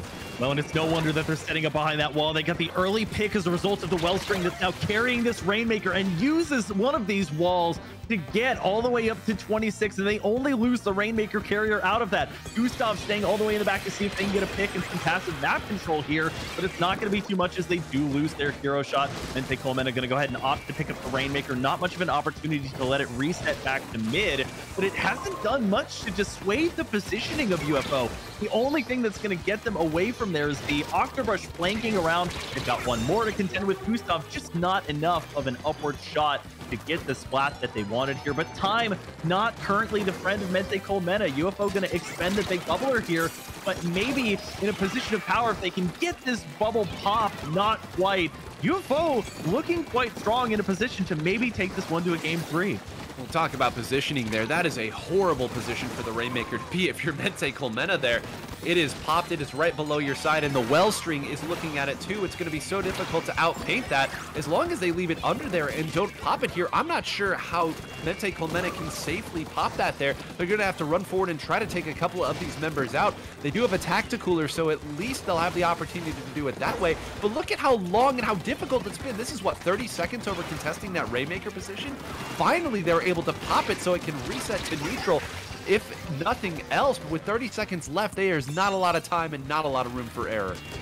Yeah, the Rainmaker really has not moved from, again, this sort of moat-like structure over the last minute or so now. It's a really horrible place to be if you're a team that needs to regain a lead. Gustav, I like the way that they're being so mobile despite their weapon having a decent amount of range. They could easily just sit maybe on that sniper lip area and just try and paint, but they're being very mobile in that backside of things. Now we're getting almost into overtime here. It's going to be Lulu as the Rainmaker carrier, and unfortunately for Mente Colmena, they lose their Tacticooler member early on, so no Tacticooler, and now no 52 nor Rainmaker carrier as they get stopped well in advance of that first checkpoint. Mente Colmena with a strong game 1, but UFO coming all the way back with a great strategy and great counter pick to send this one to a game 3. Lovely stuff. For all the misgivings, grievances, whatever you would like to say, that people have with Rainmaker, you do get some map mode combinations where you see a team really understand the strengths of Rainmaker as a mode and how you can place the Rainmaker in certain spots to make your job easier here. And the value of, at the very beginning of the game, breaking the first checkpoint here. It just totally changed the dynamic of that game, and I'm not sure if it was Mente Colmena who got taken down in that moat area initially, or if a member of UFO had put it there when they got taken down, but point being, again, it is so easy to keep the opposing team from getting any sort of push going when you have the Rainmaker in that spot. You can't really fire at it from a safe position. You're almost always exposing yourself. Bombs can take you out there. The Wellstring can relatively safely make sure that the opponent can't pop it. And again, they melted almost a minute off the clock with that. And at the end of it all, they still had their own checkpoint to defend with there. So lovely stuff. That's what you want to see in a counter pick, especially in a best of 3 when the opponent doesn't really know what you've got in the arsenal. And now once again, Zach, we have a nice back and forth set heading into our game 3, and we can only hope this one ends a little bit more climactically than the last one we got to watch. Well, and I hate to keep talking about the Wellstring, but it is one of those weapons that you kind of talked about, Nine, where I'm not floored to see it in a tournament setting, but I'm pleasantly surprised, and I'm excited to see it. And the one aspect of its kit that we haven't really gotten to talk about is we saw that gameplay where they were just kind of shooting those little flicking shots over the wall and ended up getting a pick that started that push as a result of things. But the auto bomb too, it does a very similar job. You can throw it over a wall and then it just tracks one of the players. It creates dissonance. It forces them to move away from really aggressively holding the corner of that, of course, 90-degree card of doom that we sort of coined earlier. But a great job there from both teams, but especially UFO, to really find their footing on a map that alongside the mode can be one of the more chaotic. I can definitely see how, if you're newer to watching Splatoon, a mode like that one is definitely one of the toughest to follow, just because it is all action all the time. It is spread out across the entire 100 yards, if this were a football field, just the entire length of the map, where Splat Zones is much more concentrated around a central area. Now, we do, of course, have Mente Colmena. We're waiting on their counter pick here. They won on Splat Zones and they won on Brine Water. So those two aspects they cannot come back to. Of course, kind of a back and forth there. So maybe you want to go with Rainmaker, but more likely that I think we see one of the other two modes, Tower Control or Clam Blitz, which we've already seen prior. And a lot of the prime maps for those two modes are still available. We have not gone a single time yet today, Nine, to a map like Hagglefish Market, which is seen in basically every tournament that I can think of. Lots of just mainstay maps we've not gotten to see as part of the looser rules surrounding this tournament, and the fact that there's no map list. You start with just a random Splat Zone map, and then it's counterpicking from there. You know, you're right. I am actually a little surprised that we haven't seen Hagglefish at this point. I guess the expression "too much of a good thing" comes to mind here, and sure enough, oh god, speaking of too much of a good thing, oh, spoke that one into the universe, didn't I? Here we are, everybody, the classic Game 2, but instead in Game 3. But you know, it's a best of 3. A best of 3's Game 3 is basically a best of 5's Game 2, so yeah, that's what we'll say. That's not true at all, but we'll say it anyway. The math is, I hope, mathing. I don't think I can be that quick, but we are speedy. That's sort of the name of the game today as we get into game number 3. Interesting weapon compositions. We have a blaster and a custom blaster on one side of things for Mente Colmena. They lose a couple of their members early. They do have the junior build up that big bubbler and have to back off here. On the other side of things, the return of that wellspring that did so well in game number 2, and their tactical weapon of choice is the NZAP, which will be coming out with its tactical now. They are going to position their wellspring smartly on the tower, and the Zipcaster, which has been a mainstay in this tournament, is going to come out. We're just waiting, I think, on that one to come through. They are marked as well, so difficult to make it through that area. And an early lead already being built out for UFO here, as they've done a great job of getting it started here, maintaining the momentum that we saw from game number 2 here. The Wellstring also had their special at the ready, and Mente Colmena on the back foot here. We'll have to see how good they are at being on their back foot as they are with a strong start like we saw in game number 1 here. Zach, I have to give you credit, man. You milked this one frame that we're seeing right now as long as I could take it with the information available. Folks, I'll let you in behind the curtain here. Unfortunately, we do have a freeze of the stream that we are seeing right now. Zach, the absolute legend that he is, milked an additional 20 seconds of talking out of that here, but we will go ahead and see. Nope, still frozen at this point. So we'll work through the technical difficulties at this stage for you, but you know, I shouldn't have said a darn thing about hopefully this ending more climactically than our last one, because at least the last time we did get to see you know, the game itself, and even though it was a 4v3, we got to see it to its inevitable conclusion. We will wait now and see if we can get a refresh or something along those lines, and we'll hope that the game's not over. Well, and might be getting something like that here. I do want to note, you know, we talked about the blaster v custom blaster aspect of things. This, I think, is the first time we're seeing the triple splashdown today. There's no shortage of specials in the game, but it's always interesting to see them come through because it can be a relatively potent special. Even if you take out the main body of the triple splashdown, the 2 extensions can still come crashing down and have quite a good area of effect impact, especially in a mode like tower control where you're likely to be concentrated around that area. So looks like we'll be coming back again shortly. I don't know if it's as a result of a disconnect or if we're just getting the stream aspect of things back, but a good preview into what we're liable to see there. We talked already about the tactical war matchup and how the Wellspring has been doing. I see, you know, with the custom blaster, the point sensor, the freeze frame was actually on a Zipcaster that was marked. So I have to reckon that it was from that point sensor. But 2 weapons that can absolutely cause havoc if they're able to get near the tower. And you don't really see that many high level players just sitting 3 and 4 at a time, just grouped up on the tower. So you don't really get the sort of explosive bang of maybe 1 direct and 2 or 3 indirects that might be in your 2008 montage, if such a thing were to exist for Splatoon. But it's definitely still a very strong weapon. We saw the S-Blast as part of that blaster family get a great direct in the first set of the day that we got to cast that had a very strong impact due to that player having their crab special up, but certainly should be a weapon with a nice offensive face that you can align with some of your more supporting weapons that you bring to the table. Yeah, and I guess while we're again kind of talking about the maybes and what ifs of this set, again, everyone's favorite stringer weapon that's being used in this set, the Wellstring, I kind of want to use that as a pivot to talk about, I don't know, fighting against unfamiliar weapons, and maybe kind of the structure of Speed Ladder here is we wait and try to either get a result here or get back into that game. I believe it was a capture card issue that we had on our side, so hopefully the players themselves were able to finish that game unimpeded.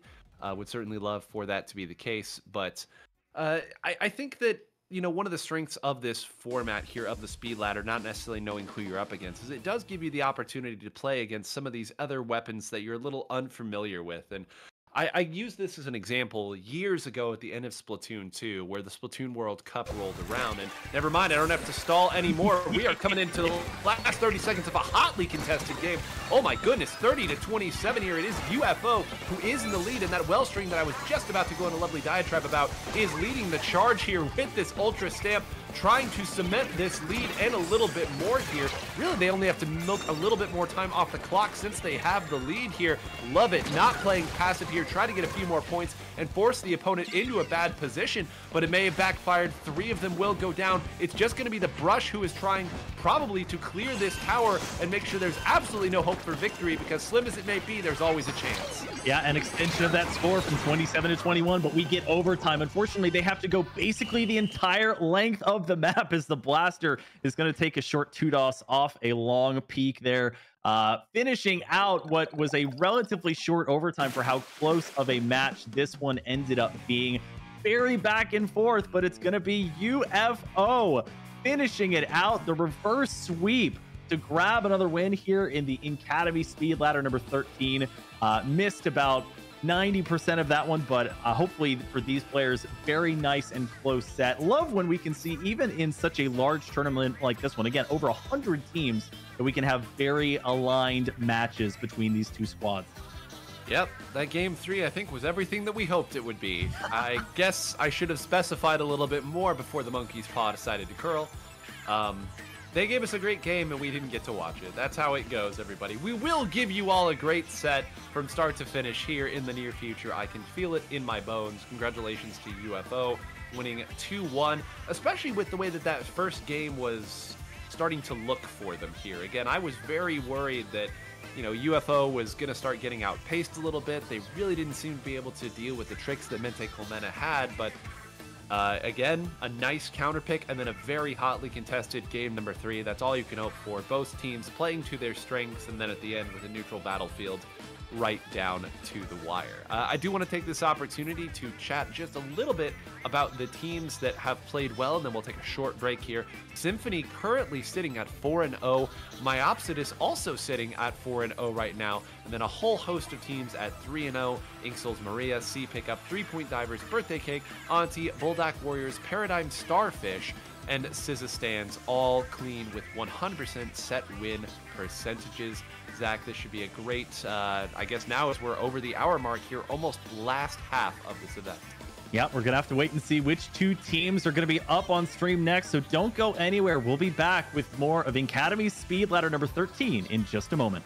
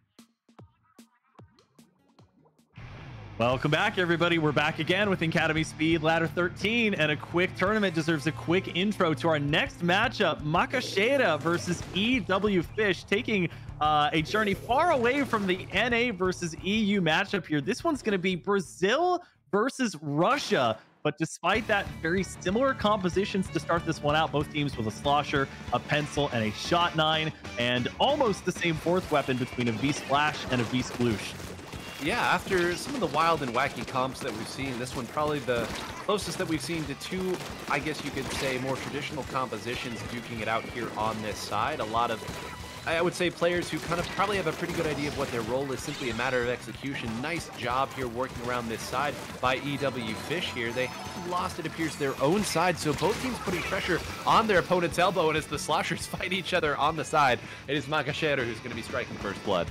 Yeah, Fanta Uva going down there. Vesna trying to shark around, looking pretty speedy. It's going to be the pencil setup in the typical spot that you would expect on a map that we have yet again returned to, 9. We didn't give you much of an opportunity to lament the fact that we are once again adding Quad Art Academy for yet another mode as well. So we've seen things like TC and Clan Blitz now in here for splat zones, through which Macaxeira has almost gotten to the halfway point here, trading out some members as EWfish will go 2 down.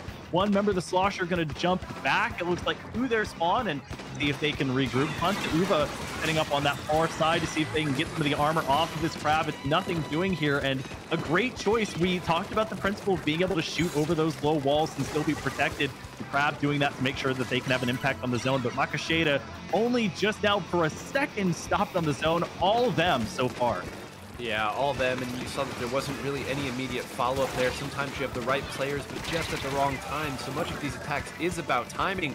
And you can see there once again is Gugalima on the Sploosh-O-Matic is going to get the last of the game, but that really started to spiral out of control. A very nice opening game by Macaxeira. I will say that the teams did appear to be evenly matched, kind of in the early goings there. We had the nice little slosher v slosher fight that went for the draw, but sometimes that's how it looks on splat zones. I mean, a lot of people will think of some of the other modes as the very swingy modes, but a splat zones game with one mistimed specialer, I believe in that time it was EWfish who actually put their tacticooler just a little bit out of reach there. I believe it was on kind of a more open spot near the zone rather than up on their plat area. Again, whether that was an accident or just missed timing or whatever it may be, sometimes those one little errors can completely change the dynamic of the game, and Macaxeira certainly taking advantage of that. And in what could be dubbed the netcode nightmare, arguably the most emphatic game that we've seen since we watched a literal 3v4 happen in the game 3 of one of our first sets of the day. So the onus will shift over to EWfish, who's going to have an opportunity to counterpick here. Would be their only opportunity to counterpick, of course, in a best of 3. And have free reign, as we've mentioned before. There is no restriction for a team that has not won a game in the set yet on what mode or map they can pick. So we could truly see some off-the-wall things. Honestly, haven't seen that much that makes me scratch my head. Haven't gone to any Mincemeat Metalworks or any crazy maps that really you don't see too much in traditional tournament map pool sets, but lots of options for this team. Taking a look at their roster, they have some interesting weapons at their disposal. They have one player who primarily plays Splatlings, of which the heavy edit is not among what's listed here on Sendo.inc. They have a player with 3 different buckets under their disposal that have been 5-starred, including the slosher, which has been pretty dominant. One of the most dominant and most frequent weapons that we've seen today, with good reason. In tournaments like Area Cup, which we alluded to earlier, it's been a very popular choice. Gives you some nice painting capacity with the Tri-Strike as your special. Other players, we do have one Russian player that has 5-starred both Luna Blasters, which I find rather interesting. And have some more common ones like the S-Blast at their disposal, but will really, of course, come down to primarily the mode that we opt to go for here, which is as yet decided, or at least on the graphic. It looks like rumors are alluding, 9, that it could be to Clam Blitz on Scorch Gorge. Well, I hope that our little birdie who is making those rumors is accurate here, because if we can't trust the TOs, who can we trust? Scorch Gorge, one of the... I would say, certainly, and I don't have any empirical evidence to back this up, but I've watched enough to know that this is one of the more played Clam Blitz modes. It's certainly been in the map list for a lot of even very restrictive map list pools.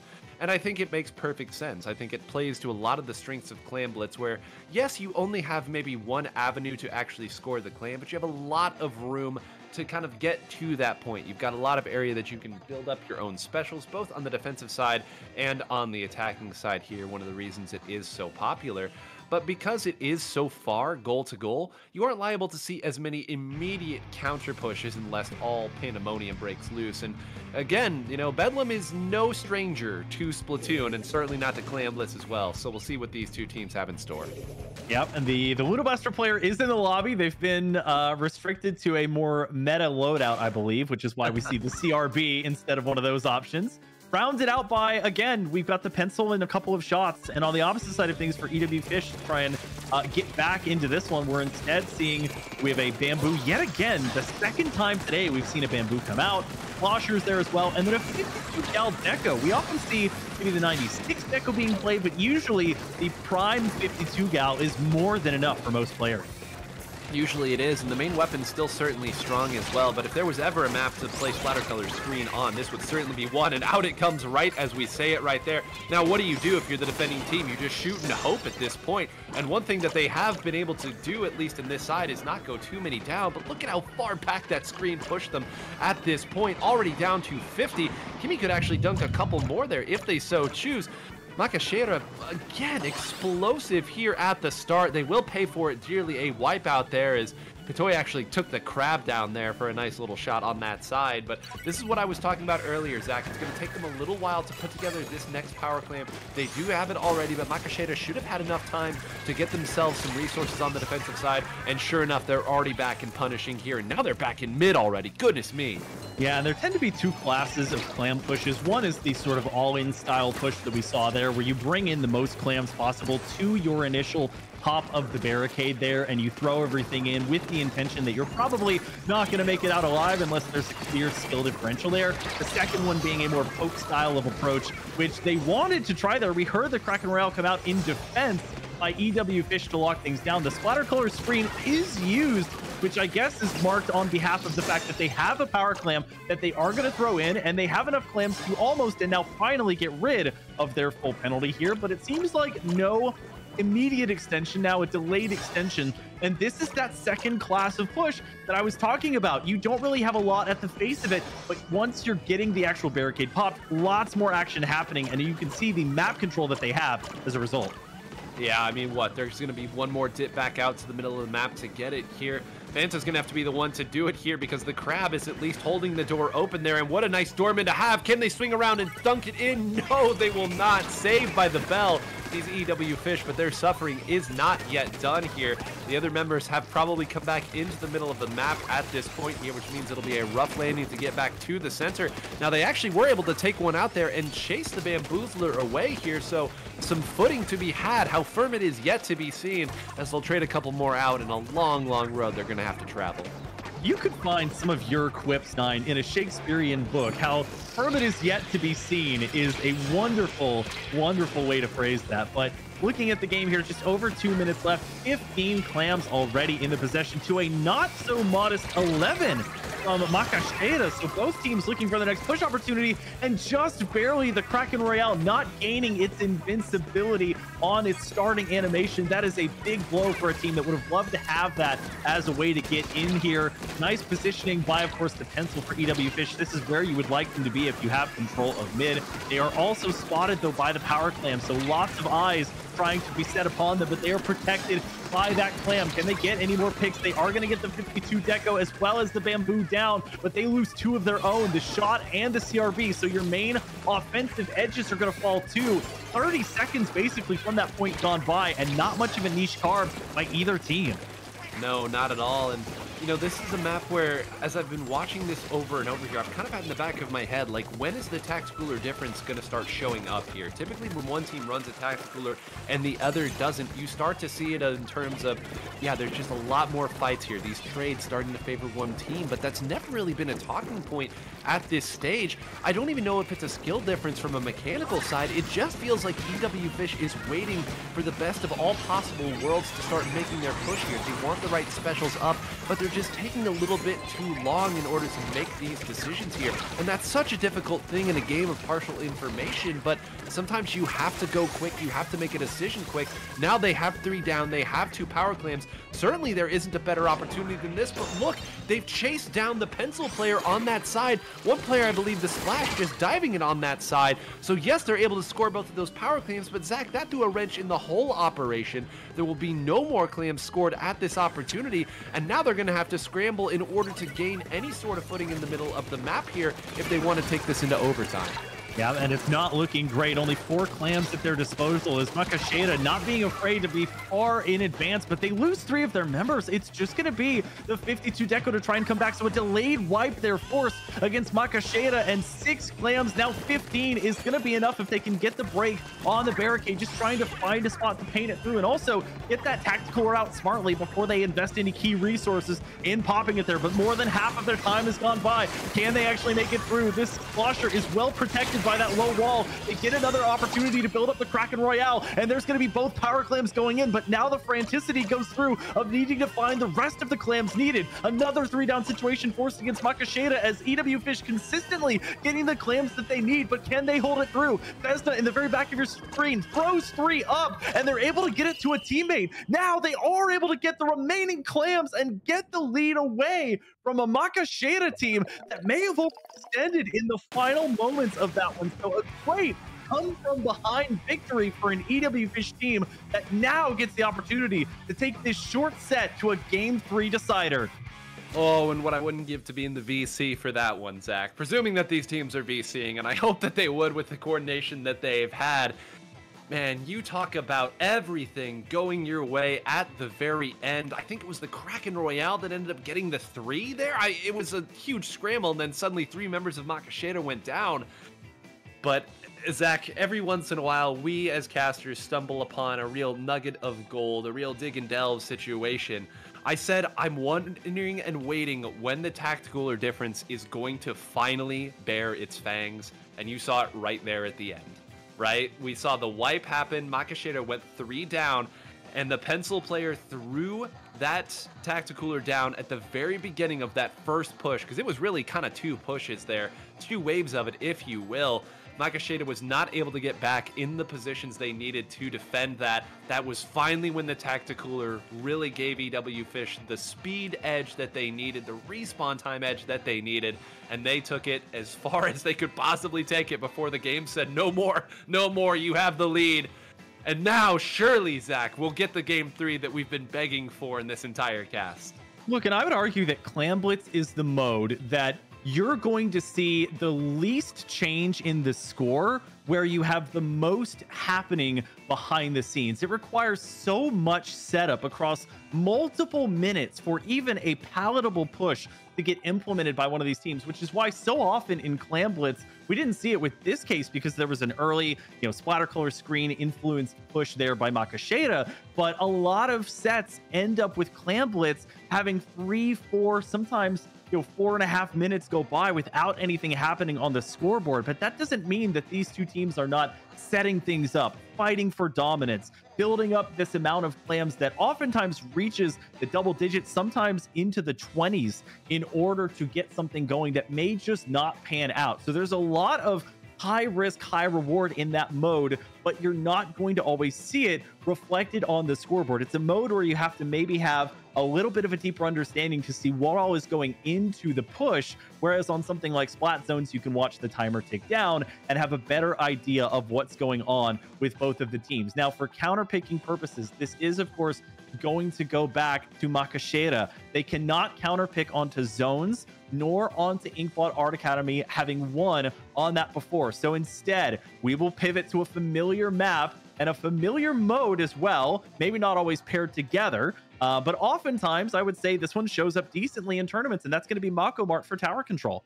And it's nice to get to go to a map mode that we got to see a little bit earlier, because I think our earlier game way back in set number 1, for those of you who weren't with us right at the opening gun, This is a map mode where if you lose that early checkpoint on the left side, and especially if you get deep into that second checkpoint right in front, it can be an absolute whale of a time trying to break back out and get any sort of familiarity with your opponent's strategy, especially if you are losing in the range department. There are just so many avenues that a pencil, or as we saw last time, a heavy edit, can hit players just a little bit, just a couple shots here and there that can ensure either a trade or just an outright win for somebody else on the team who can make it happen.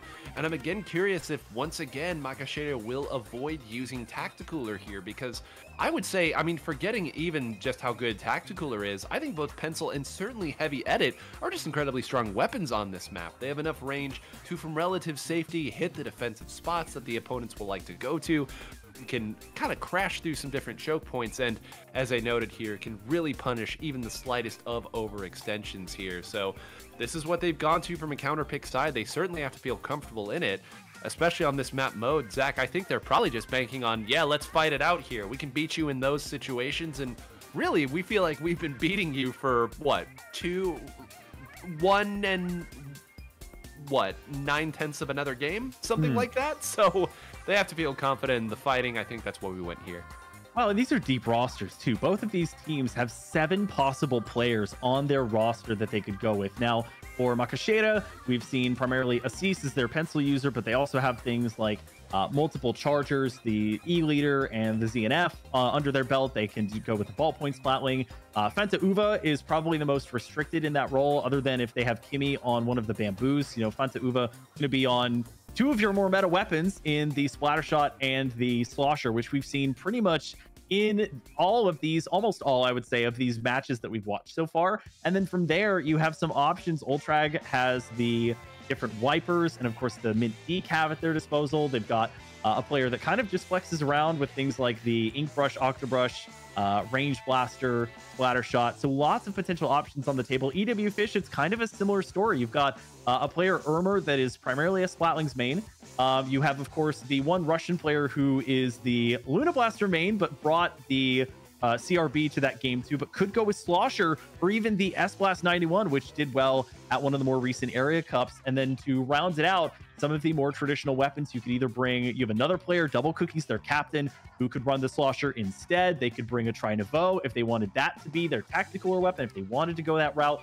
And then a player who could bring either a shot to counter the shot, or could run the Wiper or the Splatana Stamper as a result, or could even go with Crab, which has varying efficacy on the different maps. If you look at Mako Mart, I think relatively effective, given the fact that that traditional sniper perch, that sort of long rectangular piece behind the middle of the map, you have a nice area through which you can roll around if you need to use your armor, or just set up and have a great impact on the middle of the zone. So both of these teams, the niceties of having such a deep roster make it so that it's hard to predict what exactly they're going to come back with. And we're going to have to wait as a result of that for why Macaxeira felt that tower control as the mode, especially, and to a degree as well, Mako Mart being the map, was their pick and what exactly they're cooking up. You know, Zach, our discussions here about, some of the information that we've been able to pull off of wonderful resources like Sendo.inc always makes me wonder how many of these teams are taking advantage of that. I know in a format like this, it's not the most practical necessarily, but I don't know, if you know an opponent has a dedicated Luna Blaster main, do you take them to tower control on this map? At a certain point, you play to your outs and you play to your strengths, but I suppose that's a discussion for another day. Both teams are going to be bringing in a Range Blaster, 2 different flavors of such, but once again, another unsung hero of the day. It's going to be the Wellstring coming back out with a vengeance. Well, and we alluded to the sister of the 52 Galdeco, the 96 Galdeco, that is going to make an appearance today. The CRB is going to be the first to go down, the loser of that matchup in the early game at least. So Macaxeira losing a key piece, and another one there as this shot is going to fall relatively quickly. So Macaxeira just barely touching the tower. One of those teams that really seems to want to cement themselves as having control of mid before they do anything with the tower. They do get marked here on the 96 Deco, waiting perhaps for that to get disseminated before they go in with the Kraken Royale. But early game, Macaxeira being relatively patient. Unfortunately, their patience ran out right at the wrong moment as the Wellstring gets that pick. Yeah, and that's going to be the order of operations here. It's okay, we finally got something going here. Now let's get rid of this stupid bow, right? Let's figure out some way to displace it. They don't have a lot in the way of range specials here. Of course, 2 of them have Kraken Royale, so those certainly don't have any range to them. So very difficult for them to do it unless they simply move forward, attack, or have one of their weapons sit right below it here. And all that time, the more time you take, the more times it gives other players to swing over here. And there's plenty of burst damage on the other side as well. You can see there a push to 70. Yes, they will get through that first checkpoint. That's a nice tool to have there, a nice defensive resource that you can utilize on the other side. But we're finally seeing a nice back and forth here. And now comes the reigns of the Kraken Royale. One goes down already. The Kraken collects another here, and I'm starting to see what this comp was built to do, Zach. We get the lead and then throw one Kraken at the time to make sure you can't get a deep push. I mean, purely special-wise, this has to be a relatively rare composition where you're seeing multiple. This is not Splatoon 1 where you have the instantaneous Kraken pop that can be that panic button that you truly need it to be. It takes time and thought, as we see an Ultra Stamp that thankfully gets through and is able to trade out, but now Macaxeira finally, with their bearings about them, able to get all the way up to 40. EWfish still on the back foot. They've lost a couple of their members, including that pesky bow that you were talking about earlier. They're going to have to rely on their CRB to chase away their worries. Gugalima, you can see, was sharking at the bottom of that drop down. Looks like they might have moved around just a little bit to see if maybe they can get that power back in control of themselves here. Instead, it's going to be throwing down the splash ball and forcing back this wellspring. Not a lot of great opportunities or need even to use the wave breaker. Multiple members already marked, but that seems to be the main MO of this wellspring, to both be a nuisance and also to mark as many folks on Macaxeira as they possibly can. Yeah, nice job here to at least keep the game alive here from EWfish here. But I just want to point out again how annoying this must be to fight against for them right now. I mean, every time you get one, you get an invincibility special and then a pseudo invincibility special. Although sometimes it feels like the hammer is the opposite of that. But again, it's just once it jumps up underneath you and makes things difficult for you, you get taken down there and suddenly all that you've built up starts to work the other way here. A nice job again taking 3 down, but keep an eye on the top of the screen. Every single time that they get over to one side, Macaxeira is going to be able to use one of those 3 specials to crash that sort of turret that is going to be set up around the tower here. They're going to have to hope they overextend, but instead they're just going to do it with the main weapons. Lovely shot there by the ranged blaster. And boy, oh boy, this one is getting out of hand. Hurry, 90 seconds left on the clock, Zach.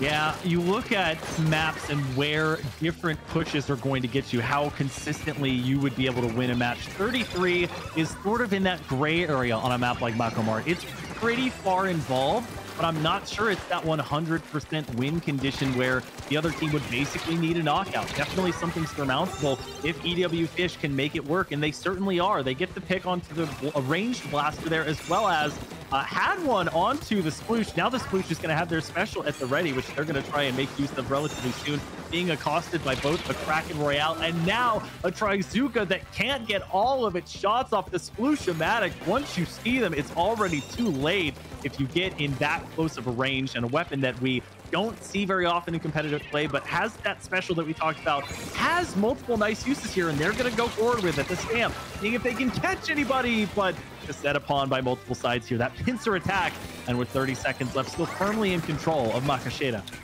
Yep, this might be the moment here if they're able to get up and attack, and no, maybe taking the wrong sort of fight here. Dancing into a 96 gal deco that is pre-firing will usually not end well for you here. Did everybody grab that tactical? It appears that enough did that they've gotten back into the center, and sure enough, with 10 seconds left, they will take the tower. But Zach, it's once again the exact same rollout last time from the Sploosh-o-matic running here.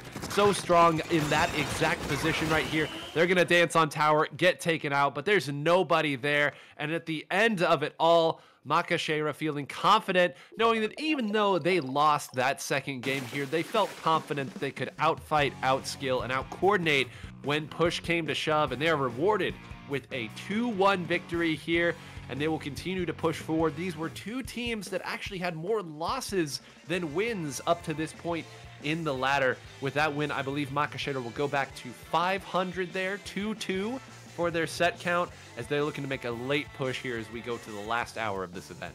Yeah, we'll take a quick break in just a moment again to sort of take a page out of that book. We definitely want to check in on the standings and see how folks are doing. Before, we had just 2 teams at 4-0. They were in the lead. Now 2 teams at 5-0, and it's going to be the same Symphony and Myopsidus sitting with a perfect untainted record. A little bit shaken up though. There's actually a team that's 6-0, though it's not filtering correctly.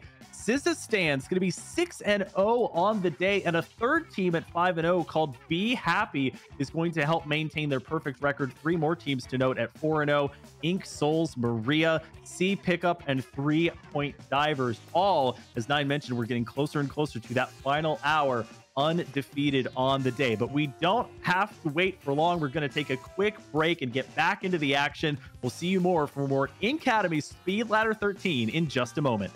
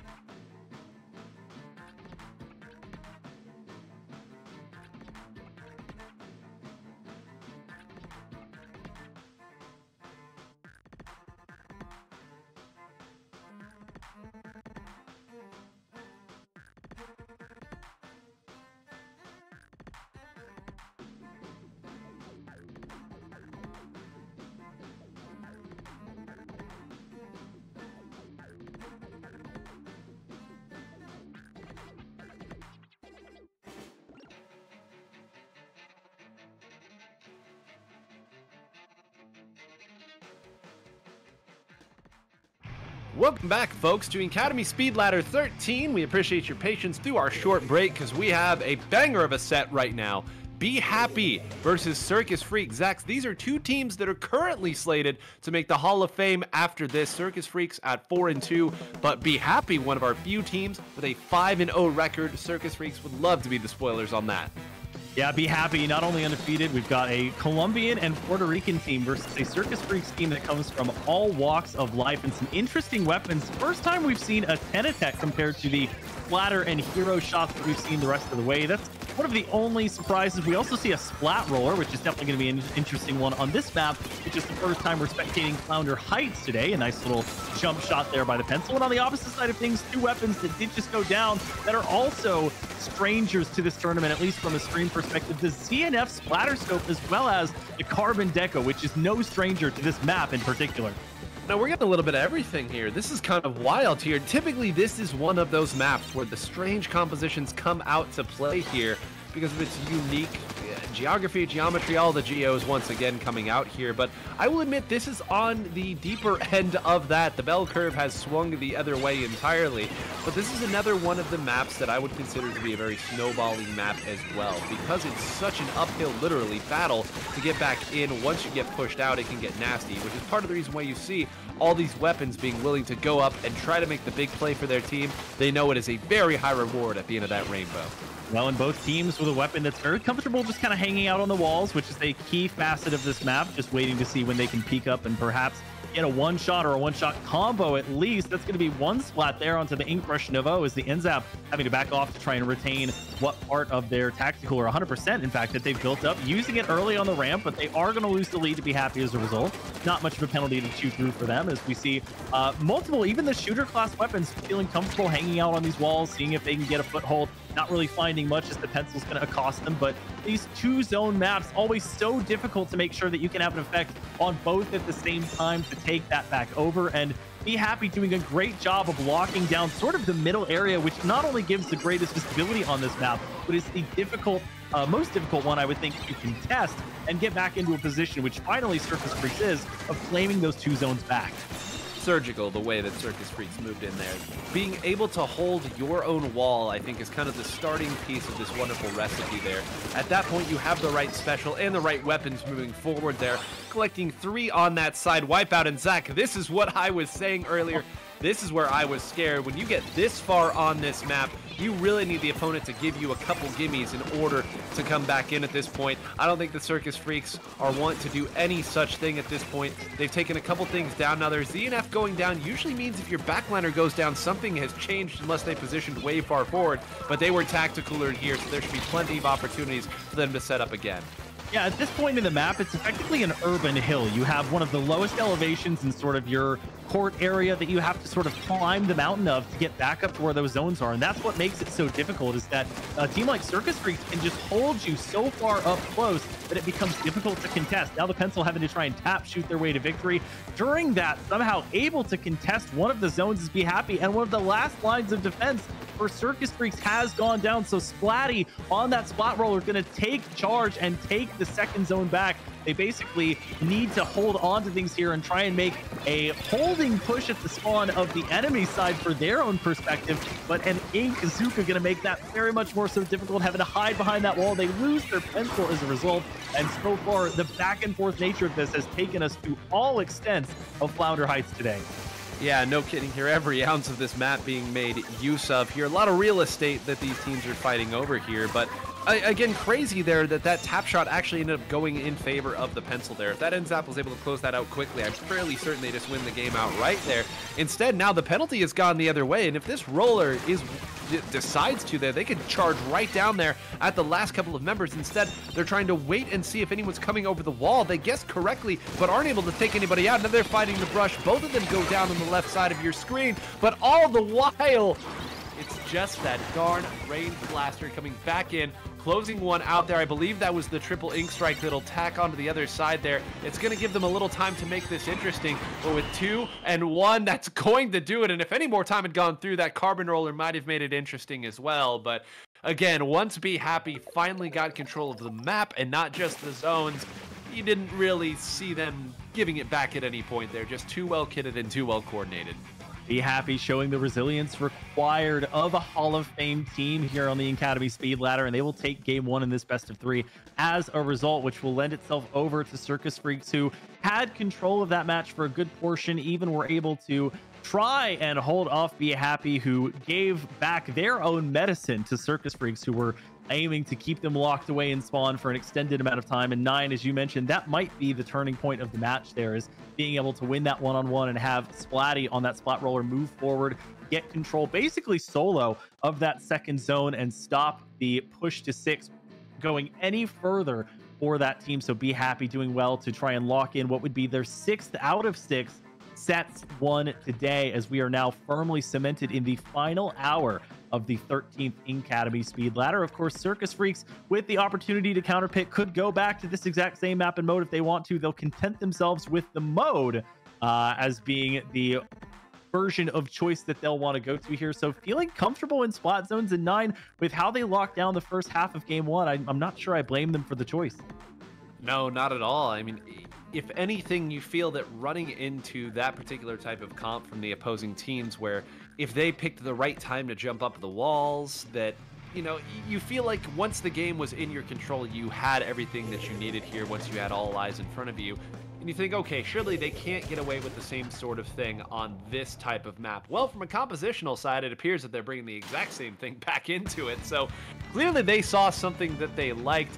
Interesting to note, the E leader, of course, is going to be out here instead of the Z and F. So they're going to be getting their tacticalers the old-fashioned way with this NZAP here. Of course, it pumps them out just about as well as anybody else. We'll need to see if that E leader can get some real value with that additional range. And for the time being, it appears that everybody else on the squad is finding that value for them there. That's 3 down and 1 not able to get away. It is a wipeout. The E leader will jump up on this side, and this could be shooting squids in a barrel if they're not careful. Well, it's second time spectating this map today, and the principles are arguably the same here. You have both the pencil and the E leader, of course, on opposite teams that would love to set up on that grading, use that high ground to their advantage. And for Be Happy right now, just trying to find the right opportunity to get through. They do have the tacticalers, so they're going to be speed buffed there. Have to watch out from above, and that's what the Ink Crusher and the Carbon Roller aim to do, is spot you from above and take you by surprise. They're even going to get one tucked back away in that corner. They might go down as a result, but that crafty burst bomb gets them out of a short-term jam, but not out of the longer-term one for Splatty with that higher damage flat roller. And the Ink Mine, you know, talking about that vanilla 3K scope there on the E leader, definitely a strategy we've seen before, but not much time left. Circus Freaks feeling very confident in their choice here, only just now losing control temporarily of the zone. They get it right back and cement their victory 100-0 with a 3-down situation. One of the most emphatic return to senders we've seen today, and as a result, a great opening with that game 2 that they never looked back from here on Crab Leg Capital. I gotta say, the fact that we're seeing so many game 3s here, regardless of how those game 3s actually go, does mean that the counterpick system is working. And whenever your counterpick rules are any map and mode that you haven't won on, again, as we've noted here, it does open the door a lot, but it does give these teams the chance to really play to their strengths here, and that's why we've seen so many game 3s here. I mean, Circus Freaks look totally in control. At the end there, I know we weren't at the zone, but I believe we saw the Ink Brush there literally running laps around the top of that grading there, simply swinging down there, covering every little bit of the zone. And for all the things that Be Happy's comp does well, you saw that unless they had their triple ink strike, they didn't really have a great way to work the zone or work people away from the zone from a distance. And I think that really kind of was their downfall there. Of course, you know, losing every fight doesn't help either. But again, like Zach noted there, the rules of engagement on that map certainly well understood at this point. Simply get there first, make it work. And now we're going back to what I guess is just the flavor of the day, Zach. Yeah, of all the gin joints in all the world, of all the maps and modes in this basically unlimited, of course, now you're removed from splat zones at this point, but we return yet again to a deciding match here on Mako Mart. It's going to be tower control yet again, and compositionally seeing a lot of similarities. No E leader this time, going to be going with the ZNF splatter scope instead. And the Carbon Deco makes its appearance for 3 out of 3 matches. So it was not just a choice for Flounder. It is going to retain its spot for all 3 appearances. And to kind of round things out, we have a Pencil and that CRB. So a much more known composition for one team for the other. The Tenatech rounding it out, and they're going to see if they can build up this Tri-Strike. No Slosher to be seen, so that's going to have to be what you go with for your Tri-Strike. But Clemito closing it down for an early pick. Yeah, nice work there. And I want to say again that Inkbrush should have a real opportunity here to get behind these teams when they're trying to get set up there and come out of their own side of the map. And you got to make that part of it the one part of the game that you need to be almost automatic taken away. And on the other side, the Roller should have the opportunity to do the same sort of thing, especially if they get a little help as they're trying to go in. Yeah, take a look up there at the way top right of the screen there. The Roller doing that while everybody else works here on this side there. That's the formula for both of these teams. A couple more teams should do it, but no, they actually aren't going to get the checkpoint just yet. They're making it interesting here as the Inkbrush continues to be a pain in the butt, but does get taken down there. They'll chuck some bombs, and they still haven't quite gotten it there. 3, 2, 1, surely okay. Finally, I can pass it back over to you there. A nice scuffle here at the start. Well, so the difference in compositions appears to be that Be Happy is much more of your tried and true. We're going to claim control of mid. We're going to make our presence known, and in groups as well. We're not really going to deviate from each other. Whereas it's the complete opposite for Circus Freaks, where they want to have 2 of their weapons, the Ink Nouveau and the Carbon Deco, just go around basically wherever their little heart desires to flank around and get a cheeky pick outside of the norm, outside of just sitting on top of mid. And here, it's worked. They get a 3-down situation forced against Be Happy, and now their 2 weapons that are more stalwart, the NZAP and of course the ZNF, they have much more range to get around. Now, of course, that pole is not large enough to protect you completely, as one's going to go down there. Clemito going to see if they can rectify that by keeping the tower push going. They're set upon by a range blaster and have to back off. But neither of these teams, as a result of their play styles and the way that they're clashing, everything's happening in mid. So nobody has really been able to get past that 70 mark. Yeah, and I want to keep harking on this idea of, you know, timing, right? Because again, they had everything right there, but the one thing is that their players who were swinging around the backside had not yet gotten to the opposing pencil there. Because of that, the pencil was able to move and fire on that Tower Rider there.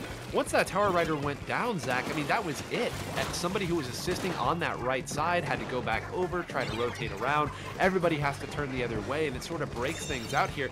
Now, Clemito trying their best, but yeah, you're not going to be able to go 4v1 on the tower on that side unless it was all a distraction. The great reversal here. That's 3 down once again. Where is the pencil this time? Of course, up on that side, is able to take one out, but now there's 3 Tower Riders instead of 1. Eventually, they will find a way through. They will take the lead, although it's going to be difficult, I think, for them to push it a whole lot further with 1 going down. But it's revenge this time from the NZAP on the pencil player, and they will get this down to 52. I think the struggle for Circus Freaks up to this point had been, you get Clemito set up on the tower, which is typically the right play. You get your Charger player on the tower because they have the most range, but the tower path is getting right past the sniper perch on the opposite side of things, where these shorter range weapons are setting up and absolutely decimating them or forcing them to jump out. Be Happy going to go 3 down there, which will set up another push by Circus Freaks, who gets the lead. But typically, when you follow the path that same way, your Charger player, that hole is not going to be big enough to protect them from all the dangers that beset them. So maybe you do have to get 2 or 3 players in total on the tower to really make sure that it can stick as far as the total push. As we see one Inkbrush Nouveau not quite able to make it through. The 3 down on this time forced onto Circus Freaks, and it's a 2v1 for a Be Happy team who's able to jump to the tower and see if they can claim the lead now. Yeah, they have every resource on their side right now. Look at that wonderful placement of the bubble, not even on the tower. They're going to jump on, I believe it was the Brush who just jumped on there and actually took one out. Are they actually going to hold this? No, they will not be able to hold the lead. It took everything that Be Happy had just to eke out a couple more points. They will give a lot out, but this is a great opportunity here. Brush coming around here. They do get spotted out by that bomb. Are they going to be able to? No, they didn't even get their hammer out, and that could be huge, Zach. That's a big distraction that's being taken the other way. They are still up a couple of players here. Once again, changing another one out here. Those points are going to start to fall very quickly. 3, 2, 1, and they lose the lead. 20 seconds left, and they do very hard to try to hold it, Zach. I'm not sure that they're going to get a chance to even get back to the tower at this point. This would be the first set loss for Be Happy of the entire day, as Circus Freaks looking to not just cement their lead, but also hold that tower all the way through. No overtime present. They do get the one member on the tower, but it's just a T-Tech and a Dream that's nowhere close enough to this tower to make it happen. And in a game 3 for this best of 3, Circus Freaks is going to hand Be Happy their first and only loss so far and give them a great showing on Macomart. And we finally did it, Zach. We finally got our game 3, a lovely back and forth there. And, you know, a thought started to occur to me in that game that started to unfold, and we were calling out different weapons and different player names over and over. How nice must it be for Circus Freaks when you have a Carbon Roller main on your team? The opponent has any map mode in the entire game that they can go to, and they say, let's go to Macomart. And suddenly your Carbon Roller is like, yes, what? Why would you take me here? Do you not know what this weapon is capable of? And sure enough, they made good on that weapon's strength. Their lovely showing from Circus Freaks. They will now move to 5-2. Again, they were right on the edge of falling out of the Hall of Fame there with only a 66.6 win ratio, but that win certainly giving them a little bit of breathing room. And on the other side, Be Happy should still be in that Hall of Fame as well, falling to 5-1. Well, we'll have more action for you from the Inkademy Speed Ladder 13 in just a moment. Don't go anywhere. It's the final hours. We see you straight on through to the end of this hype tournament.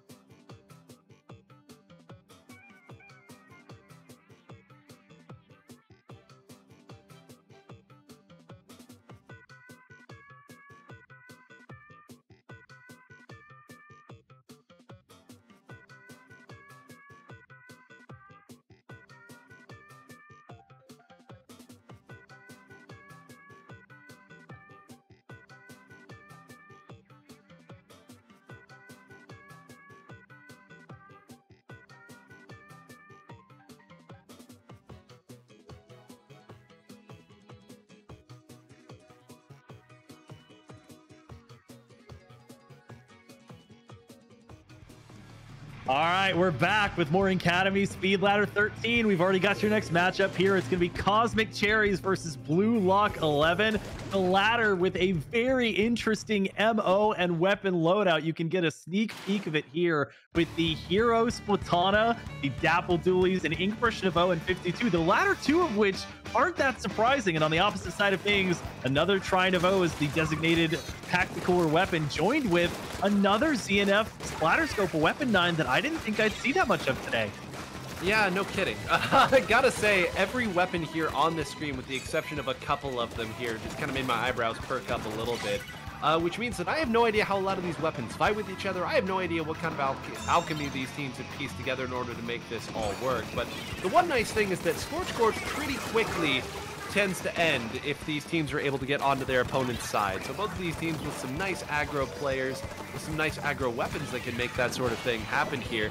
They really just kind of want to make sure that nobody gets over to here, because if this area starts turning yellow, then things will be pretty poor for Blue Lock 11, who, you know, nicely enough do have the blue ink for this one.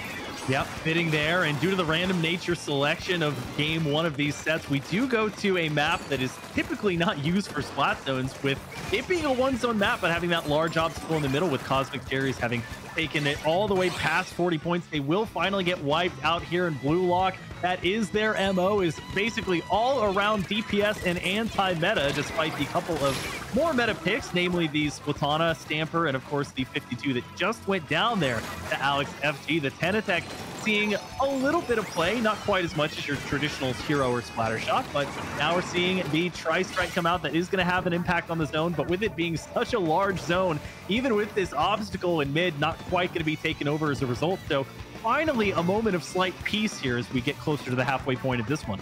Yeah, slight peace. I love how Splatoon works. Sometimes, Zax, we're saying finally we get to breathe, and in reality, it's only been 3 seconds. Now these teams, once again, opting to fight it out in the middle of the map here. And, you know, this Tri-Slosher should have a real opportunity to kind of break this game open here with all of this short-range pressure that the opponents are throwing out. That's usually where the Tri-Slosher feasts, and indeed gets a couple to do that, and they actually hold off on the zone right before it goes. That's a very dangerous spot to be pulling out your triple ink strike there, and sure enough, two of them will go down right next to each other as the Splatana Stamper starts to close it out. So, boy, oh boy, this pendulum of tetherball is swinging back and forth at an alarming rate of speed.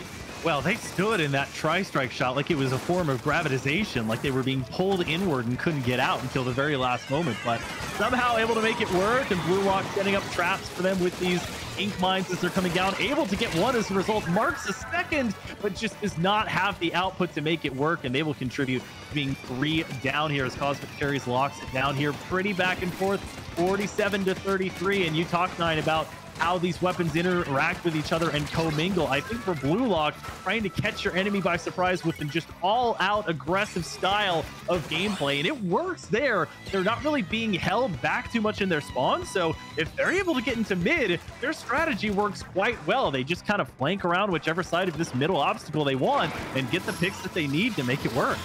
Very adroitly said by you there, too. It's like when it's in mid here, this strategy works. You saw it right there from the perspective of the squeezer. They shoot at one person, then they turn to shoot at another person, and then the original person they were shooting at is already on top of them, attacking them here. It's once things get out of hand or they get pushed too far back that this can really start to hurt, but as long as they're able to continue forcing these exact scenarios, they should be fine. They're going to be able to keep pace with them. It's if they get pushed too far back or overextend too far, but for now they are more than happy for this clock to continue to tick down. A couple of them will respawn in, make it a little interesting in the middle of the map, but sure enough they will go down with a hefty penalty to boot. But again, as long as they have some sort of footing in mid here, they should be able to find these awkward angles of attack. Adroit and riposte, 2 of the 9-hole grains words that are going to go into my vernacular. I love the nomenclature from you there today, but as we reach under a minute mark, Cosmic Cherries getting past their penalty, and right now have their longer range loadout set up for success. They have your ZNF in a position to both contest the tower if needed and have that high ground. The 52 going to throw that 50 killer whale out there, I should say, and get it out. Japanda trying to take a one-on-one with the squeezer that they might not have the range equipped for, and their gaze lured elsewhere by the Tenatech, which will contribute to the lead change here in the middle. Cosmic Cherries seeing if they can finish it off without overtime, and they will. A back and forth match with, of course, tons of aggressive gameplay, mainly spearheaded by Blue Lock 11, but it will be Cosmic Cherries in this back and forth ballet that comes out the ultimate victor and will take game one in this best of 3 back and forth set. Man, there at the end, you saw both the strength and the weaknesses of the Blue Lock 11 composition, which, by the way, I just want to note, love that they've gone with the Roman numerals or the Final Fantasy numerals, depending on, how familiar you are with where those numbers actually come from.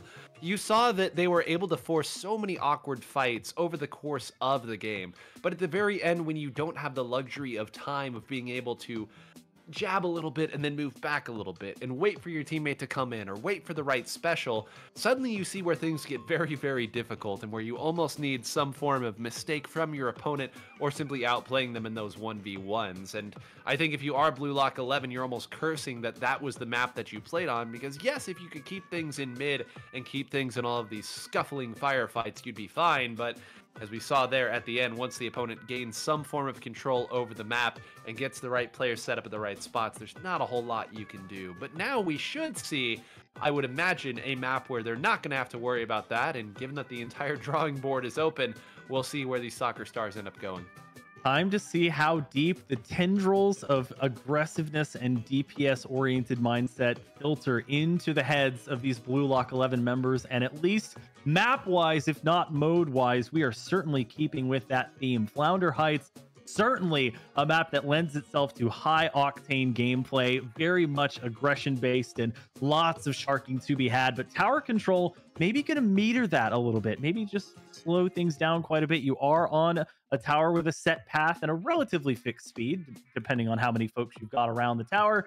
Now, with this being their counter pick, Blue Lock hoping that they can get enough picks and use that aggressive style of gameplay to where we see something similar to the last time that we saw this map on Splat Zones, where both teams got a chance to try and lock out their enemy in spawn. Blue Lock, they don't have as much range maybe as they might like, so they're going to have to play in the faces of Cosmic Cherries. But I guess the counter to that would be maybe that more so patient style of gameplay where you use the efficacy of your more meta and longer range weapons to lock down areas to where Blue Lock, maybe their escape path is cut off. Maybe you have folks get around sort of on that right-hand side jump down and then swim up to see if they can get anybody that's hanging around that ramp down to the opposing spawn. So lots of interesting questions to discern as both teams try and figure out what their loadouts are going to be. And we've talked, of course, a lot about Blue Lock's sort of more DPS-oriented loadout, but saw some nice things from Cosmic Cherries, including a Tenatech that did a great job of holding down key points with its Tri-Strike, and even a longer range charger in that ZNF that I wonder if we'll see here. Definitely some opportunities to make it work, but lots of opportunity to get pressured by the enemy team as well. Well, here we go. It's going to be a Zinc Mini Splatling coming out here, if I'm not mistaken, on one side. And on the other side, a Decapitator actually coming out here. So, again, both sides going to be bringing the big bubbler to the party here. And, it's tower control, I suppose. Why not?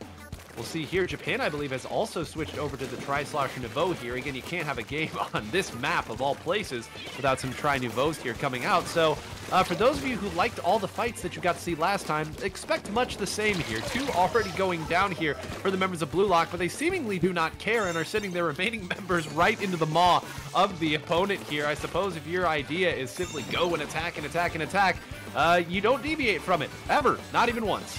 Yeah, get used to seeing these Blue Lock members on walls or popping up from walls, because that's going to be a key facet of their gameplay. The Dapple going to smartly back off knowing that their range is not the best, and reposition they will to great success as Alex FG will fall to Mini Splatling. It's not often you get to say that Azimi is going to outrange a good portion of their composition, but in this case, the Dapples and maybe even the Inkbrush are going to have a hard time facing it if it gets set up in the right position. But for now, Tower's going to get turned over to Blue Lock, who will claim the lead despite a Tri-Strike coming directly toward them.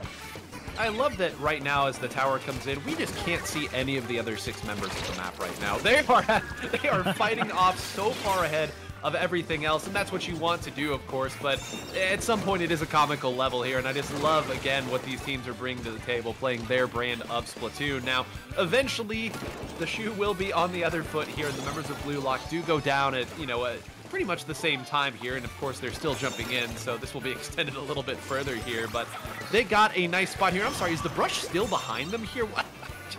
Zach, there is no level of fundamental play being done right here. They are being rewarded for it.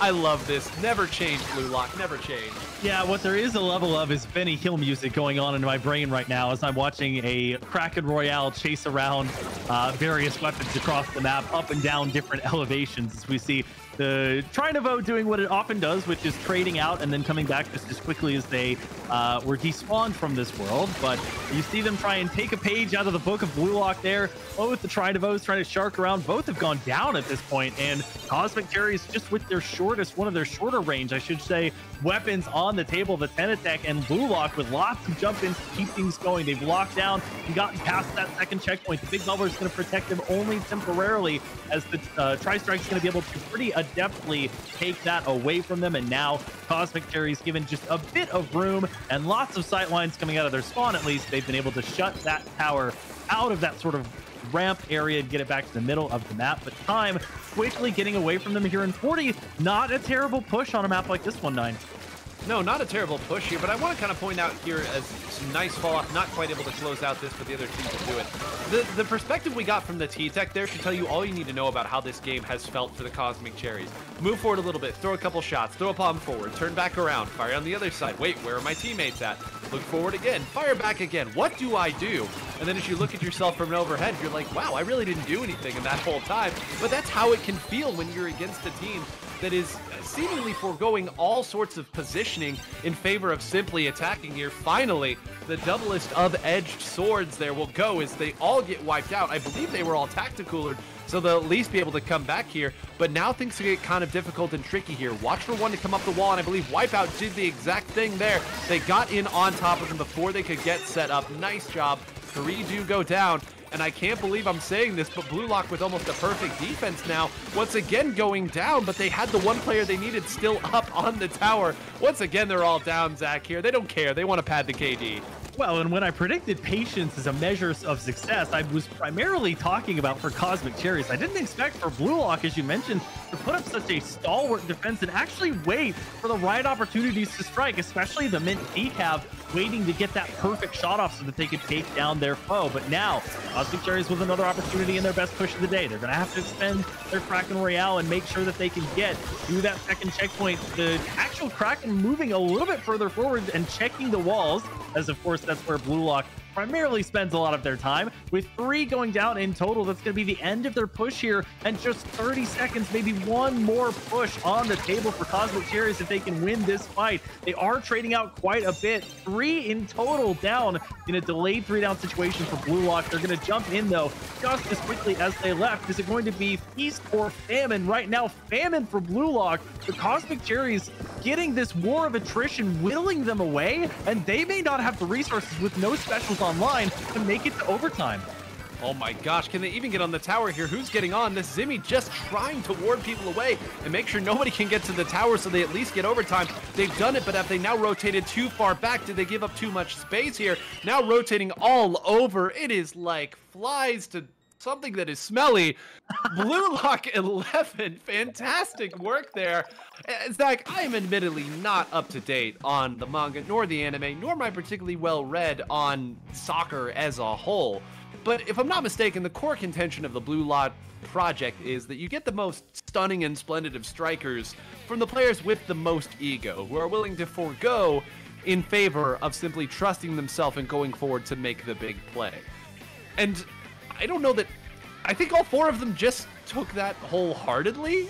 There were so many times where I'm like, finally, they can simply sit back here, do what they need to do, get some sort of stability, and earn themselves, I don't know, 10 seconds of simply having a better position. But no, that is clearly not what they came here to do today. And I cannot believe how fun Blue Lock 11 is to watch here, how they've moved around and attacked, how many times they almost gave the game to Cosmic Cherries. But if that is your style, don't change it. Simply move forward and attack. You had the perfect map mode combo to pick out and allow your team to move forward and fight from all of those awkward angles. But now you give the opportunity to Cosmic Cherries here. They should be able to surely pick something that moves in the complete opposite direction. But I don't care, man. This is so fun.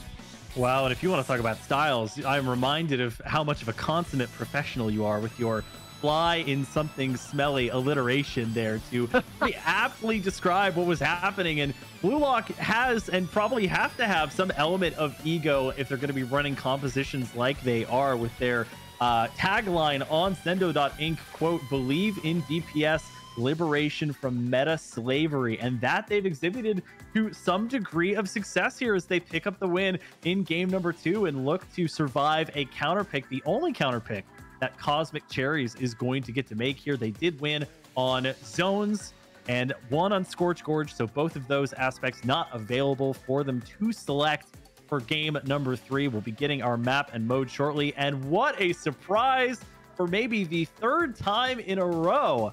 Game number 39 is going to throw us right back to tower control and right back to Mako Mart as the venue. Well, if the word of the day for this set has been angles, this is a fiery counter pick, I will say, from the Cosmic Cherries here, because on one hand, we've discussed the sightlines on this map and how there's really no surprise and nothing left to chance, especially on such a practiced map as Mako Mart is. But I will say there are plenty of different and awkward spots you can get attacked from the members of Blue Lock 11. And we said earlier, Scorch Gorge was one of the big reasons why Cosmic Cherries was able to keep pace, because at a certain point there aren't as many unique spots that you can come in from and awkward positions that you can take. Here, yeah, everybody can see everything, but you're also always within arm's reach of one another. So I'm not sure why these teams have such a proclivity to pick this map mode, but hey, I like it. It's treated us to some real stunning games thus far. Yeah, it's not necessarily a surprise. Maybe the frequency and the sequential nature of it could be a surprise. That could, of course, just be the nature of the matches that we're seeing back-to-back on stream. And another facet of this tournament and this cast that I really like is that we're going from, a match where we had a undefeated team potentially facing their first loss of the set. Now we go to 2 teams that are relatively even, 500 in nature, and are able to sort of duke it out for higher placement in this tournament here. In the final 30 minutes of Inkademy Speed Ladder number 13, we are in the final game of this best-of-3 set between Cosmic Cherries and Blue Lock 11. It's going to be Mako Mart as the map. Let's see what has been brought here. And the main change for Blue Lock is going to be the advent of a Neo Splash to give some tri-strikes to their team. On the opposite side of things, the ZNF Splatter Scope comes back, and we have that Trine of O, not caring that it's Mako Mart, and still plenty of walls to shark around on should they want to. Here we go. Where are you going to get your first opening attack from? We have seen how important it is to get past that first checkpoint, how long it can get stalled out here. And I was going to say, overstaying the welcome just a little long is that brush here. Not quite as many walls or as much verticality to play around with on this side. All the members have now picked it out, and I'm starting to see why the Cosmic Cherries have made this pick there. Look how quickly they pivoted and turned their fire over to their own box here. They've done a nice job here trying to close and clear it out, and they will do just that. Again, a little too much range on this Splashmatic, which I can't believe I'm saying now, but certainly the Crab is going to have enough. That's going to be 3 for this player there. Can they find the 4th? They've seen them now trying to go and collect. They will not do so, but call it 3.5 for the Splashmatic. Wonderful job there. Already to that next checkpoint, and now the Cosmic Cherries will bow out, but a lovely opening push for them in this first minute of the game. Yeah, the wipeout are in there by Blue Lock 11 and 9. We're both sports-minded gentlemen. There has to be a basketball turn of phrase for the sort of fadeaway-esque shot that we saw from that Crab on the alternate fire mode to get the pick there. So fun to watch that special setup and see what they can get, even despite these sightline obstacles that they may experience. But now it's Blue Lock on the back foot yet again. 3 down from their team, and the ZNF spotting out anybody that might be accosting the tower, as Cosmic Cherry is able to recover the tower themselves, see if they can extend that push of 39. We had a match earlier where we said 33 on this map was not going to be typically good enough unless you went to overtime. 39 might fall into the same category here, that DNF still being fought against by one of these shorter range members of Blue Lock, which could extend to basically any member of their team, to be honest. But lots of back and forth here as both tri-strikes are coming out, the CNF being the loser of that engagement. Yeah, that could be big too, because that was their range place to work around there, and not able to close it out here is one member. And hold on a minute, they were able to actually barely get that first checkpoint on their initial push, which means that these points should start coming flying. Dr. Meowser trying to work around here. Can Japan to get back on? A Meowsing is now going to jump onto it as well, trading off the tower, spawning just in time. They will not get the lead there by only a single point. That big bubbler did not come out in time. Japan once again jumping on. They've jumped back in, and they will get the lead by a single point. Now adding a couple more is Meowsing. Zach, I'm getting flashbacks to Splatoon 1. Everybody jumping back into the tower to milk just a couple more points off of it. But when those couple of points get you the lead, that's what you need. And Blue Lock 11 not done yet. It's that never say die attitude that gets you back on the tower. If you've got somebody that you can jump to, you can make it work. And as we saw initially getting to 39, which ties go to the first team that was able to reach that number, but able to get several points past that. And unsurprisingly, this one is experiencing a lot of splats sequentially back and forth for even Cosmic Cherries, who's had to adapt their playstyle. You look at their composition from game 1 to game 3, they've now got 3 shorter ranged weapons in tandem with the Charger player, where before, arguably, you had a couple of more midline weapons, of course, one shorter range weapon, and then that Charger, the, I believe, E-Leader maybe, that was in game 1, if not the ZNF. So definitely had to adapt to the playstyle that Blue Lock brings to the table. They, of course, are not going to make many changes, micro changes if that. And so far, as a result, both teams have done a great job of playing to each other's playstyles while maintaining the strength of their own. Keep an eye on the special at the top of the screen here. That is where this can really start to get out of hand for the Cosmic Cherries here. If they're able to start cycling these range specials here, they'll be able to deal with the threat that Blue Lock poses before they can even get up here. The Decav may be the best weapon to deal with the problem. They've baited one out and taken one out. That's one of their range specials out of the way. They still have 2 to make use of here. They're trying to take these players out so they can get some real set play, but they'll start going down to bombs, and finally the Trizuka comes and frees itself to take 3 out here, and this is the opportunity. Again, no checkpoints, and they have to get halfway through this second checkpoint in order to take the lead. They're going to start diving down. They need to not be overzealous, but with 2 down, Zach, this might slip away. And they have the Tactical that just expired on the tower. The Tri-Nevo going to fall as a result. They have the Tri-Strike coming through right next to the tower, but the members of Cosmic Cherries able to get away just in time, trying to retain this lead and see if they can keep the tower in Blue Lock spawn area for as much as possible. It's a literal 1v1 left, and it's going to be the Dapple Doolies losing it out as a result. But here come the reinforcements from Cosmic Cherries to make sure that the hard work of their Charger is not in vain. One scoping around on this wall to see if they can make something happen. A Blue Lock with no one in position to get on the tower. A nice hold out there in a final minute push from Cosmic Cherries that will cement themselves as the victor of this match on yet another tower control Macomart banger. And take a bow, both teams there. What an just I said entertaining earlier, and words are failing me right now. I can't come up with anything better. Just a fun set. I had a big goofy grin on my face the entire time through that last game. And Zach, you brought up something so nice partway through that game, where Cosmic Cherries has changed their comp to be shorter range, to be able to hang with some of those fights. But I want to point out that the short range weapons that they picked still had longer range specials. And there at the very end, you saw the members of Blue Lock having to fight forward, trying to make sure that they didn't start to get cycled out by some of those ranged weapons. And then finally, the perfect time for that Inkzuka to take out 3 members in quick succession. From it there, they're simply able to cycle their crab at that point, get the points that they need, and then their charge of the last member up, taking players on one by one. Great work by the Cosmic Cherries here. The game is not yet over for them. There are not, I believe, any 3-loss team. Well, no, there is one 3-loss team that is currently in the Hall of Fame, sitting at 4-3, which, if I'm not mistaken, is now the same record that the Cosmic Cherries have. Meanwhile, the Blue Lock 11 will fall to 2-3, meaning that they are going to be on the outside looking in. If they had won that, they had a real opportunity to sneak into the top group, but still time for a couple of sets left. There's still chances to work in on the bottom side of this event. Oh, Zach, we're finally going to get a chance to hold our breath after that incredible set there, because we are going to throw this to a short break. Don't go anywhere, everyone. We will bring you the last 20 minutes of Speed Ladder 13 very shortly.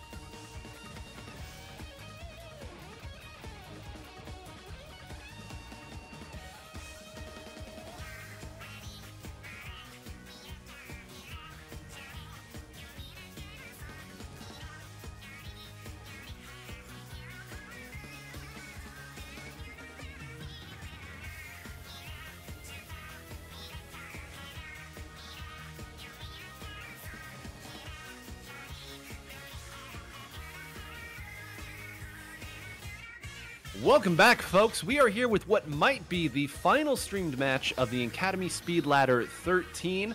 The Circus Freaks are back for a repeat showing, and they are up against Myopsidus here. We're getting into the game, so we won't dwell on this too long, but Myopsidus currently sitting at 7-0. They are still in the running for the #1 overall finishing spot here in Speed Ladder 13, but the Circus Freaks, once again, Zach, trying to play spoiler against another undefeated team. Well, and one aspect of this tournament that we haven't really touched on today is that this tournament can be used, I believe, to convert to LUTI seeding purposes. So, for example, we have Myopsidus, a team that was LUTI Division 2 eligible, so very, very tough competition in that regard. And then Circus Freaks is a team that we've already gotten to see on stream, and we know are one tough customer. Both teams fighting for control on a map that we don't get to see too often, and usually, we would only see as part of a random selection type of rule set, which is Eeltail Alley. It is one of the larger looking one-zone maps that is present in the game and spans almost the entire width of this relatively linear map set. So it should be fun to see this one in action. Should indeed. This is one of the largest maps in terms of just raw inkable area here, so look for these teams to have specials and pull them out of seemingly nowhere. But I'm glad that one of these teams, Clemito, has brought out this E-leader, because back in the day you could sometimes even see 2 E-leaders on this map. That's simply how strong the range was and how much it mattered here. And currently Myopsidus is having a very difficult time tracking this down. Once again, the Carbon Roller, one of the heroes of the earlier sets there, Krasy, trying to make their presence felt, does take one down here. And this is another element of this map, Zach. It can be so annoying and difficult to fully capture this zone. Finally, they will do it and apply a stellar penalty, and finally Myopsidus will be able to try to earn this lockout. Well, and where Blue Lock in our last set seemed allergic to anything with a range longer than maybe 15 or 20, these weapons for Myopsidus are the opposite. They are the opposite. They feel like they are all mid to long range, which is great for a map like this one where it's very stretched out. If you get on top of this bridge, you have great sight lines, but you need a good amount of range to be able to take effect on the zone, whether it's near or far to you. You have lots of coverage that needs to be made here, and that's why we've only seen a couple of zone flips to date, and Myopsidus in a great position to take over the lead here, which they will there. And Circus Freaks having trouble getting back in. The Inzap, in fact, having to get on top of the zone, following in the path of their Ultra Stamp to try and make things happen. But despite all of that, and Myopsidus losing 2 members there, only now will Circus Freaks try and get the remainder of this zone, and will take it back as Myopsidus gets to 30 points. And I want to point out, they barely got that zone before the other member jumped back in here. That was taking an awful long time, and it's not to any fault of the players here. It's just a difficult zone to paint if you don't have incredible range and aren't on top there. The one player that Brush did not want to run into there spawned at the worst possible moment for them here. The Brush now trying to come back here with a somewhat stronger swing here with the Ultra Stamp, but again, Tort, very nice job taking them out here with another weapon that we really haven't talked about at all over the course of the day or seen at all with this Nautilus here. Can make things very difficult for opposing short-range weapons here. If they get all the way behind you especially, that can be difficult. Once again, though, the points starting to trickle down here, just 4 away, so tantalizingly close, but the door will be swung closed here by Myopsidus here. I agree entirely with what you're saying earlier, Zach, here. The range gives them so much more room for error, especially on these takebacks. Well, and we haven't talked too much about the shorter range weapons that exist on this map right now. We've got the Carbon Deco making a return again. One of the main selling points on a map like this one would be what you're seeing right now. The Inkzuka being one of your only ways to reach across to the opposite side of the bridge that you're not easily able to get to in this mode. So Circus Freaks looking to see if they can get through the rest of this penalty, but dropping their 2 shorter ranged weapons there. Of course, you have the Ink Brush Nouveau still alive to try and make things work, and they do. They're going to get 1 pick there, maybe a second there as well, and they can see a 3rd member was hit with they have the tactical rebuff, so they can get through and pop this Ultra Stamp to see if they can take them down. Smartly backing off to see if they can survive, but it's just enough damage coming out from the longer range Myopsidus squad that's going to stop Circus Freaks from getting any further process. And with under a minute left, so much left to be done. It feels like a ton of buildup is needed to affect change on this massive zone. Yeah, absolutely well said here. You need a lot to go your way to really contest it here, especially. The E-leader did get the better of this pencil in an earlier engagement I saw. This time the pencil wisely backing away early on and does manage to hit that brush. Oh, such a difficult moving target to close down. And that may have just slammed the door closed. The E-leader once again will get the better in the one-on-one, but this zone going to be so difficult to flip here. 2-1, and you can argue that Circus Freaks would have taken it in another 10 seconds, but it's just that difficult of a zone to take. Myopsidus calmly composes themselves partway through the game, not falling for any tricks, playing to their strengths, to their range and versatility, and they are 1 game away from marching ever closer to the #1 seed. Yeah, a map like this one, it might as well be a 2-zone map. You have that sort of street blockade looking impediment in the middle of the zone that effectively makes it a 2-zone map. The main difference being you can't take one of those zones away and stop the progress of the enemy team from moving forward with their score. So even more deadly, and maybe a reason or factor why you don't see it come up in tournaments too much is because teams know when you get behind on one like that, you can win a fight and then still have a lot to cover in terms of the zone, to where somebody, if there's anybody even close to the zone from the team that's defending, may be able to jump back in and keep that fight going. So a slog through of a map and mode, but both teams making it work to the best of their ability. Myopsidus the most so, coming away with the victory there in game one. So the onus shifting now to Circus Freaks, who could go to a more tournament favored version of Splat Zones if they feel like they could have done the best that they could, and they will in fact stick with Splat Zones as the mode, going back yet again to Crab Leg Capital. It's been a perennial favorite in this tournament so far, at least from the matches that we've seen on stream, and will be fun to see how this one shakes up. It is going to be another one zone map, but lots of verticality and of course those grates that make their way across the entire length of the map.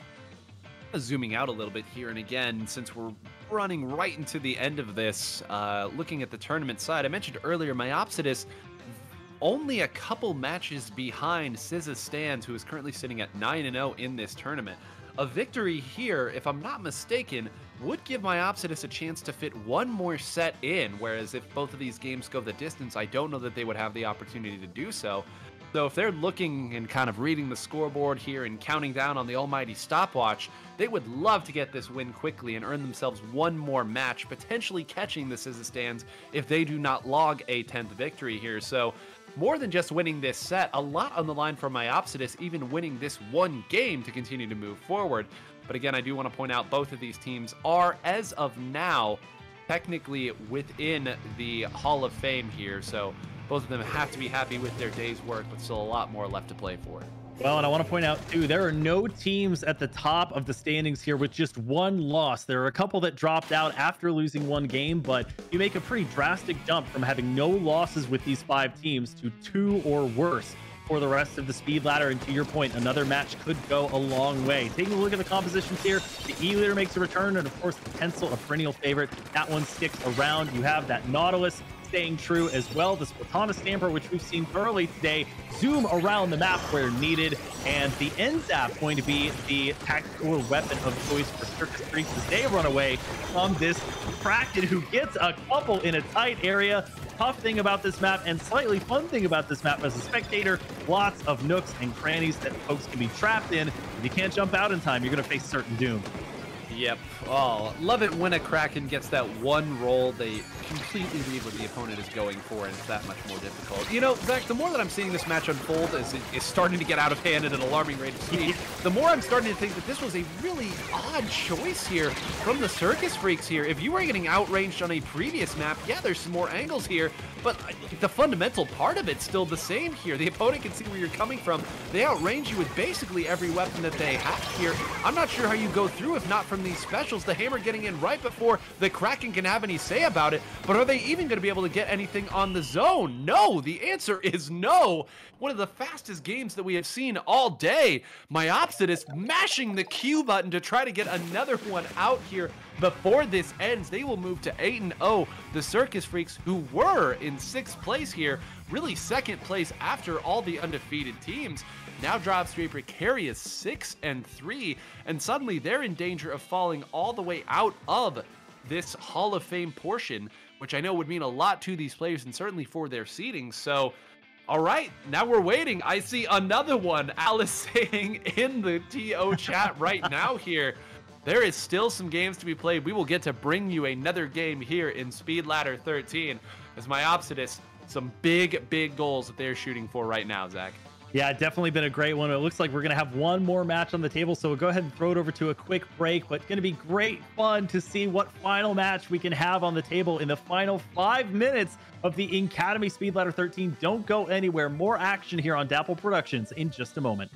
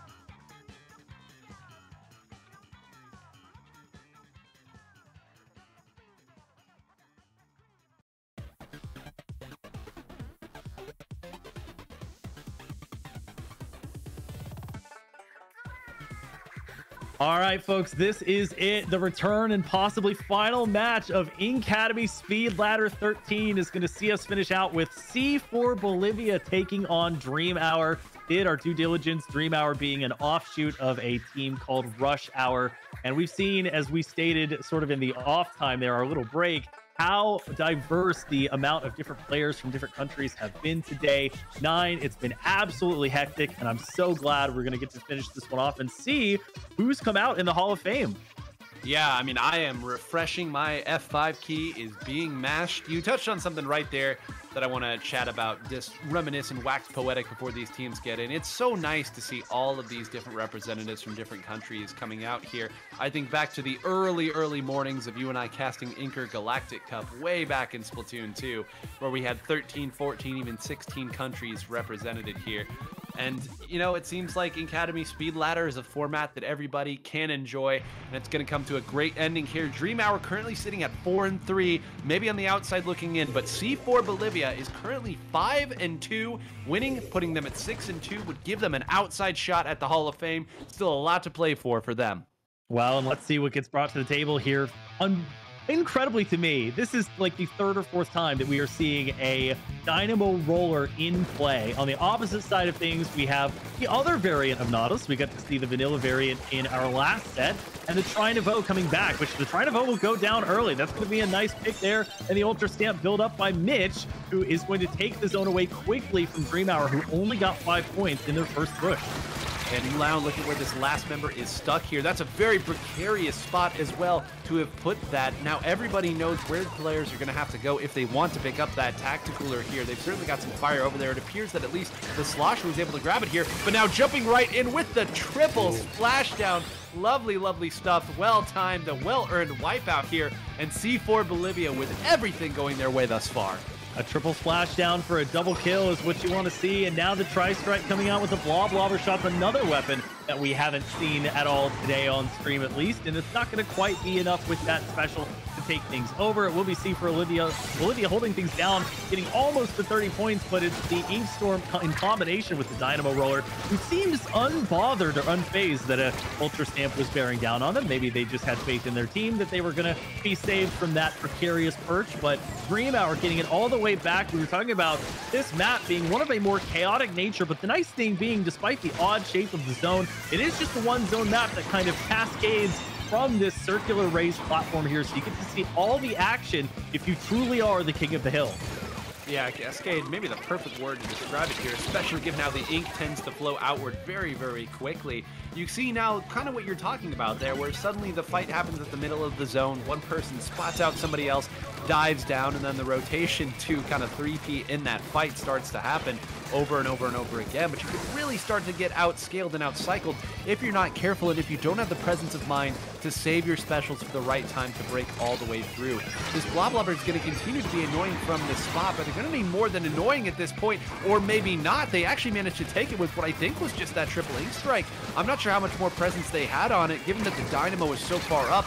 He thinks that maybe they had something up on that side, but with 3 going down here, any advantage that they might have had should be swept away. But since they were all Tacticooler, Zach, the chaos continues. Well, and that was exhibitive of 2 facets of the game that I want to talk about that seem to play into pretty much any map or mode. One of them is a lot of Splatoon is fighting the unseen, stuff that you can't see, whether it's a sharkened player, a pincer attack, a bomb that you don't know is stuck on the side of a wall. There's a lot of unseen threats that you have to be prepared for, or that you have to have your team call out. And the second is getting back and getting progress on an objective with as little investment as possible. And you saw there only 1 or 2 specials needed to take that back, and a wipeout force against C4 Bolivia. The main thing that they used there was that triple splashdown. Not a lot else. They had the Ink Zone, or Ink Storm rather, that they were using at the face of it, but not a ton else. And that allows them to maintain control of the Tri-Strike that their Slosher has, and let the rest of their team, like the Blob that just got special, build it up as Dream Hour officially takes the lead back.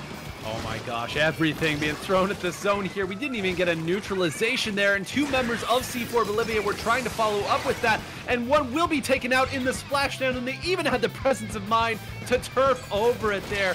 Everything coming up Dream Hour at this point.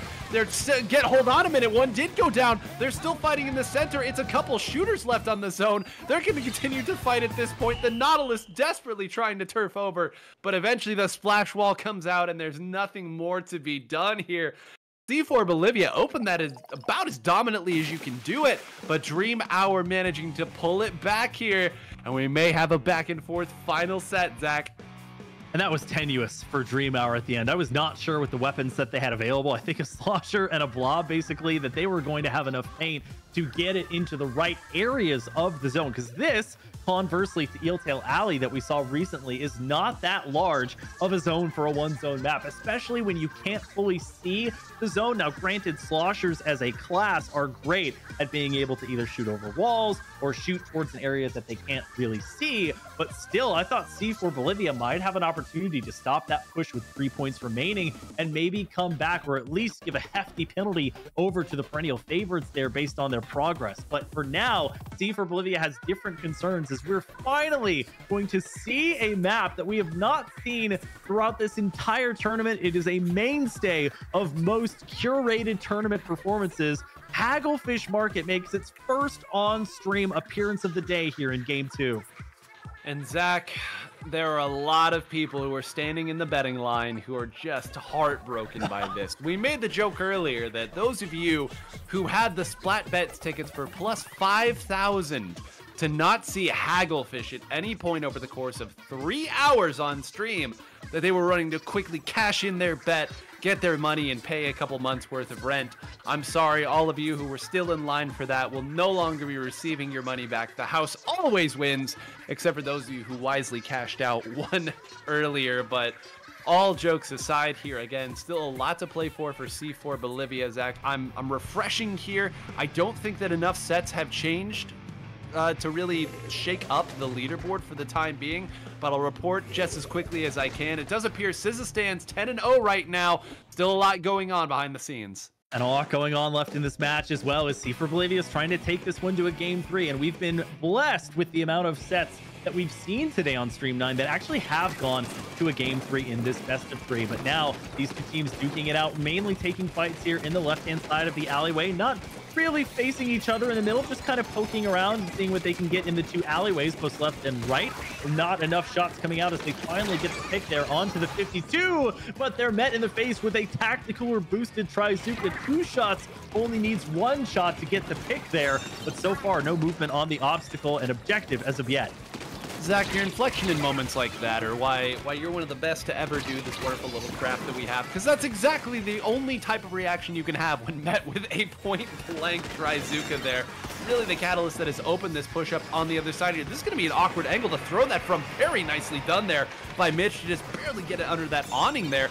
That had a real chance of actually getting stuck on that tent and not finding anywhere near the tower. Instead, it goes just far enough to slow things down, but it doesn't appear that the rest of the members are able to capitalize on that at all. There's a scrum around the tower that we're looking away from, but I see an awful lot of green over on that side, which probably means, and yes it does, this checkpoint is still under siege for the time being.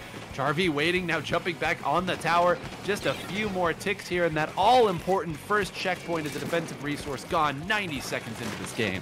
And both comps are not really hard pressed for weapons that are capable of turfing, so it's not a matter of one composition being natively better at it than the other. It's that Dream Hour's done a great job of locking down these key areas, of course, with the knowledge of where this tower is going to go. It's always so difficult to get it past that area where you can be met head on by somebody that's flanking or coming all the way around on that left-hand hallway, coming out of spawn there. And now finally, C4 Bolivia taking the fight to the middle of the map, but Dream Hour holding down what progress they've made. Is C4 Bolivia going to try and make it happen with a Booyah Bomb? Going to be thrown out there as New pushes forward with the triple splashdown. Not quite get the Slosher, but they are going to make some decent progress in forcing back the members of Dream Hour. Buffed by the Tactical, so they don't exactly want to jump out if they don't have to. In fact, they're taking the fight in a literal corner. But while all this is going on, the complete opposite side laterally of the map, progress made by Dream Hour, or by C4 Bolivia actually, to get the tower up to 60, but not quite through where they need to, as that Booyah Bomb gets shut down early. Oof, a little bit more help from the teammates would have been nice there to get that Booyah Bomb out in time, but I guess we can't all be mashing Booyah Bomb, especially if we're dealing with other things here. But that's both checkpoints gone for both of these teams now. The first checkpoint, I should say, here. And that really does change the dynamic here in this last 2 minutes now. Suddenly, a wipe almost certainly means that the opponent is going to get to the other checkpoint, especially if you're not tacticaler here. So you're starting to see the players be a little bit more trepidatious with how they put out their specials here, kind of using them almost in a fishing type of way, try to identify where the opposing team is going, see if you can get a bite or somebody charges too far forward. They've actually managed to ward a couple people away from the tower, but one was swimming just in front of it as well. The 52 gal making life very difficult for C4 Bolivia, as they're going to have to once again wait a little bit, try to build up a couple specials, and move forward slowly.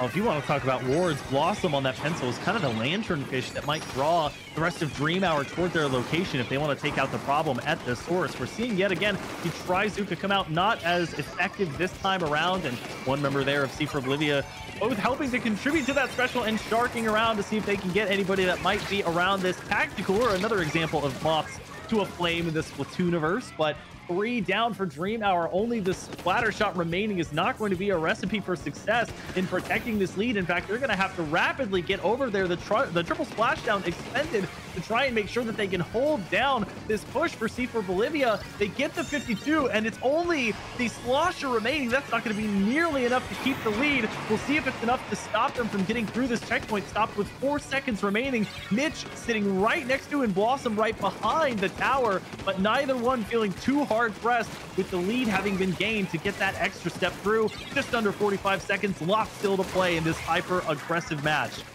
It is. Wait, there's still one on top of the tower there. Mitch actually is still up there, still fighting, getting people to look the other way. That's given enough time for other players to come through, but wonderful slashes right over the top. Only this weapon was going to close the deal on that fight right there. And now that means they're going to be stuck in a weird respawn, sort of a split spawn cycle here. There should be more than enough time for Dream Hour to get the right players up and attacking. You see already way ahead of everybody is that 52 gal. What pressure do they have for this top left side? If the answer is nothing, it's going to be so difficult for them to take the lead. They're moving forward and making it close, but they're getting pushed away. Just a couple seconds left, 2-1, and with nobody on the tower, we're headed to game 3.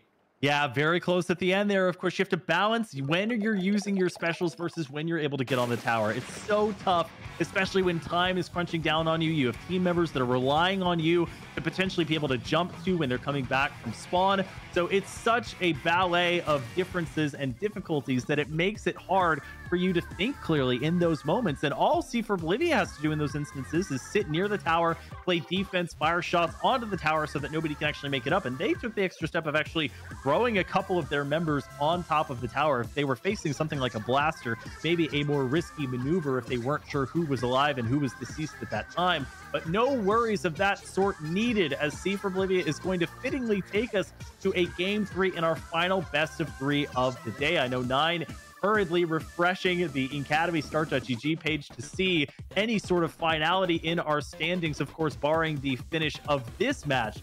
But until that happens, it's Dream Hour with their first and only opportunity to take a counter pick. Splat Zones not able to be selected as they won on that mode in game number 1. There's always the chance that we could take it right back to tower control, a run it back type of situation, or a more hectic mode to finish us out, either Rainmaker or Clam Blitz, with lots and lots of maps to choose from. 9 definitely more so on the meta side compositionally for a lot of these players, but still lots of back and forth, and the little changes and thought processes around their game are evident in how they're able to pick these fights apart and carve niches for themselves despite lots of difficulties and lots of obstacles that these players are throwing their way. Yeah, it's kind of a comprehensive, all-encompassing way that you sort of described it there. Is these teams, no matter what level you are at Splatoon, teams still have an identity. And as we move here now to Barnacle and Dime Clam Blitz, which I think is one of the most exciting Clam Blitz maps in the entire game, you do see these little niches in the way that these teams try to formulate their attacks. You see what pairings start to form in the heats of the moment here when there are 3 specials going at the zone.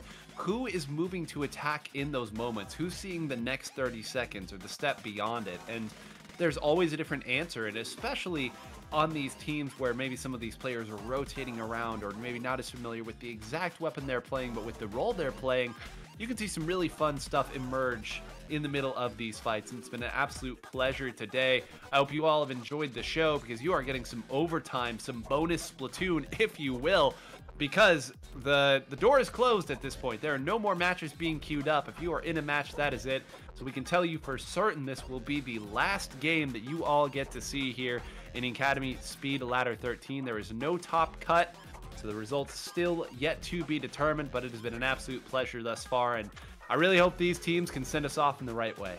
Wow, and they're sending us off with kind of the antithesis of some of the other maps that we've seen so far today. Something like a Flounder Heights, where elevation plays such a key, critical role. This is much flatter. It's much more akin to maybe a bridgeless version of Eeltail Alley, where you just barely get any high ground to stand on and have to position yourself accordingly as a result, with the low walls that are spread kind of throughout the map. Compositionally, not a ton changing. We do see now a 96 gal deco, as well as a Splattershot Junior coming out from Dream Hour. So they're going to have that big bubbler to stand in or behind if they need to protect themselves, and then the Kraken Royale to try and, again, save themselves some headache. On the opposite side of things, it's going to be the Neo Splash as their weapon of choice for triple strikes. And of course, both teams with that pencil, the Tacticooler, definitely a necessity when you're facing such a close match like these two teams are today. Man, some of the members of Dream Hour there were really clinging to that central big bubbler, almost as if it was like a life raft there. You saw they were all sort of shooting in different directions, as the other members of C4 Bolivia, maybe fittingly there, playing the sharking role, fighting from all these different angles. All the while, though, no team really able to get a major position in the middle of the map. Finally, the slight overextension from C4 Bolivia is going to be punished here, so the opportunity and opening chance should go to Dream Hour. They're going to do it just the way that teams tend to do it these days. Swim on forward there with an invincibility special, and then get a little bit of follow-up there. Already below that initial 60-point marker that we talk about all the time, now down to 48.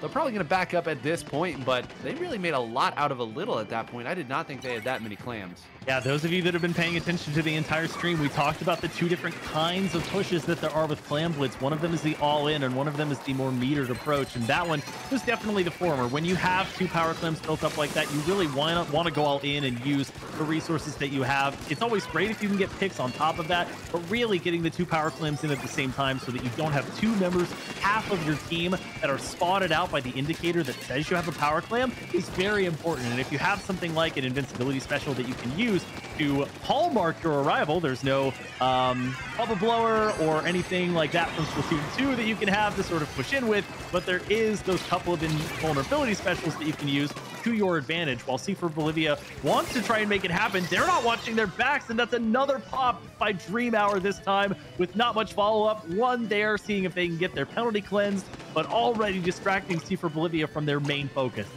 It really feels right now, as this game's starting to get out of hand a little bit, that you're just seeing the difference in terms of paint output between these two teams as well. C4 Bolivia, of course, has a lot of very nice weapons when they have one target, can move forward there, deal with that one target and go at that point and build momentum here, but it's very difficult for them to get around everything that this Splattershot Junior and 96 gal are bringing to the table. And you've seen that every time they start to push forward here, there's not a lot of stability there. That nice snap over is going to give them a real opportunity to hold on a little bit, but now look at this. They still have two more that they're going to have to fight through and don't have the available resources to immediately jump on top of them.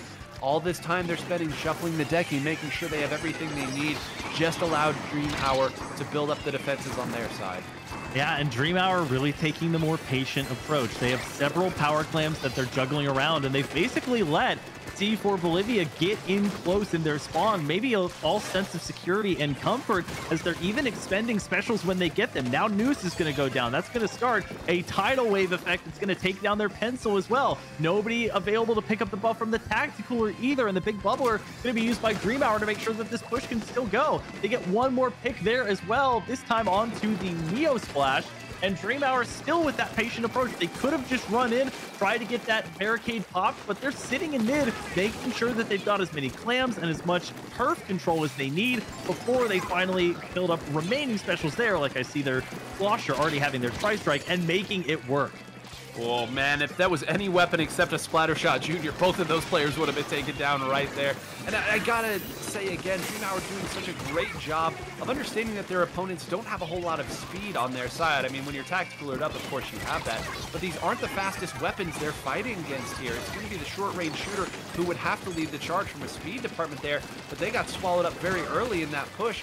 Now again, a weapon that has been nerfed multiple times to be even slower. The sloshing machine gets taken down. That's another landing that got taken out here. Look at this, just waiting for one more to go through. Somehow doesn't collect it there, but it has been all DreamHour on the defensive side here. C4 Bolivia has actually had mid for the better part of the last 30 seconds, but no scoring being done on it here, Zach. They're starting to run out of time, and they're gonna need 3 power clams if they want to swipe this one away in one push. Well, C4 Bolivia hoping that their performance in these final 30 seconds is anything but mid, as they have 15 clams at their disposal to DreamHour's 11, though they've been juggling those power clams back and forth for a while. No breaks of the barricades so far this game for C4 Bolivia, and they're going to have to make their one and only count here. So Pencil pressuring them back into against the wall, and here it comes. It gets broken immediately, but there's only 2 clams possibly to follow up with. Do they have enough folks around as 2 members of DreamHour blocking the way through? Several clams do get through, but it's a 20-point deficit still. If they can't build up a power clam, this one is over. 2 picks forced against DreamHour, and a few more get in from their Neo Slash. The sloshing machine comes through, and they get the lead. C4 Bolivia comes all the way back.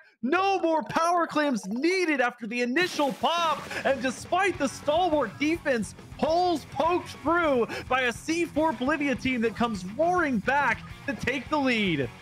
C4 Bolivia, you better ask Calf, I believe that is Calf right there, what their order for dinner or breakfast or lunch is, whatever it is, and you go ahead and order them whatever it is they wanted. That was a 1v2, ducking and dodging and diving with that hypermobile weapon that had been the leader when it came to moving forward and attacking. The only fast weapon, as we pointed out earlier on that team, survived that entire time.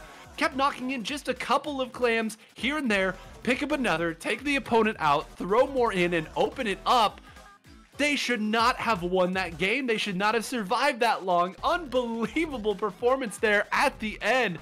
C4 Bolivia pulling victory from the mightiest jaws of defeat that I've seen in a hot minute. And for DreamHour, that has to sting in a way that very few things do. This is one of the first times, Zach, if I'm not mistaken, that we have seen a team lose their counter pick on game 3. DreamHour was dominant for the bulk of it there, and it just slipped away. Yeah, ironically, despite the large number of game 3 sets that we've seen, not that many counter picks being lost on, and that was a pivotal one. Great job. We have officially wrapped up Inkademy Speed Ladder number 13. Alice, our TO, plugging in and saying that there were almost 400 matches in total. 394 played across this last 3 hours. To give you a brief glimpse into what the standings look like, 5 teams stand atop as undefeated, going from the most wins down to the least amount of wins in that category. SZA stands 10-0 on the speed ladder, the most completed matches, of course, without any set losses, followed by Myopsidus, who we got to take a glimpse at. They finish 8-0. A tie after that with Symphony and C Pickup going 6-0, with Ink Souls Maria finishing with a safe 5-0 record. So congratulations to these and many more teams that participated today for making it into the Hall of Fame. I also want to give just a brief shout out, and then we can all get out of here, because it has been a lot of Splatoon, to not only the TOs who make this happen, but all of the teams who participate in this. 112 teams, as we've noted multiple times throughout this here. That is, if every team only had 4, still over 400 players here, and realistically the number is actually probably closer to 500. Zach, Low Ink is currently going on now with another 100 or so teams of their own here. A lot of Splatoon being played today. A thriving community, a thriving scene, still duking it out every single weekend. So we want to again give a major thanks to the entire scene, to the community, for coming together, making an event like this as exciting as it is. And now we get to go down the full list here. Brian X, who is currently running the production on our side, Hitzel and Toasty as the TOs, of course Alice, who we have mentioned multiple times throughout this, giving us the updates that we need and keeping us on pace. Zach, I think it's about time for us to sign off, and my voice is barely hanging on as it is. Where can the people find you? Well, of course, not too big on the socials these days, but you can find me on Twitter or Blue Sky at Shiny Hunter Zach, of course, 9. Such a pleasure to cast with you again. It's been so fun to get to do these matches again. So glad we got to cram 8 different best of 3 sets into these 3 hours and change. And I hope y'all enjoyed yourselves too. Again, as 9 mentioned, lots of Splatoon action today. So if you're craving some more competitive Splatoon, definitely some avenues for you to go find those matches and spectate them. But that will do it. 9, anything else you want to add before we wrap up today? I mean, only the 2 words that we've been saying since Splatoon 1. Till next time, everybody, stay fresh.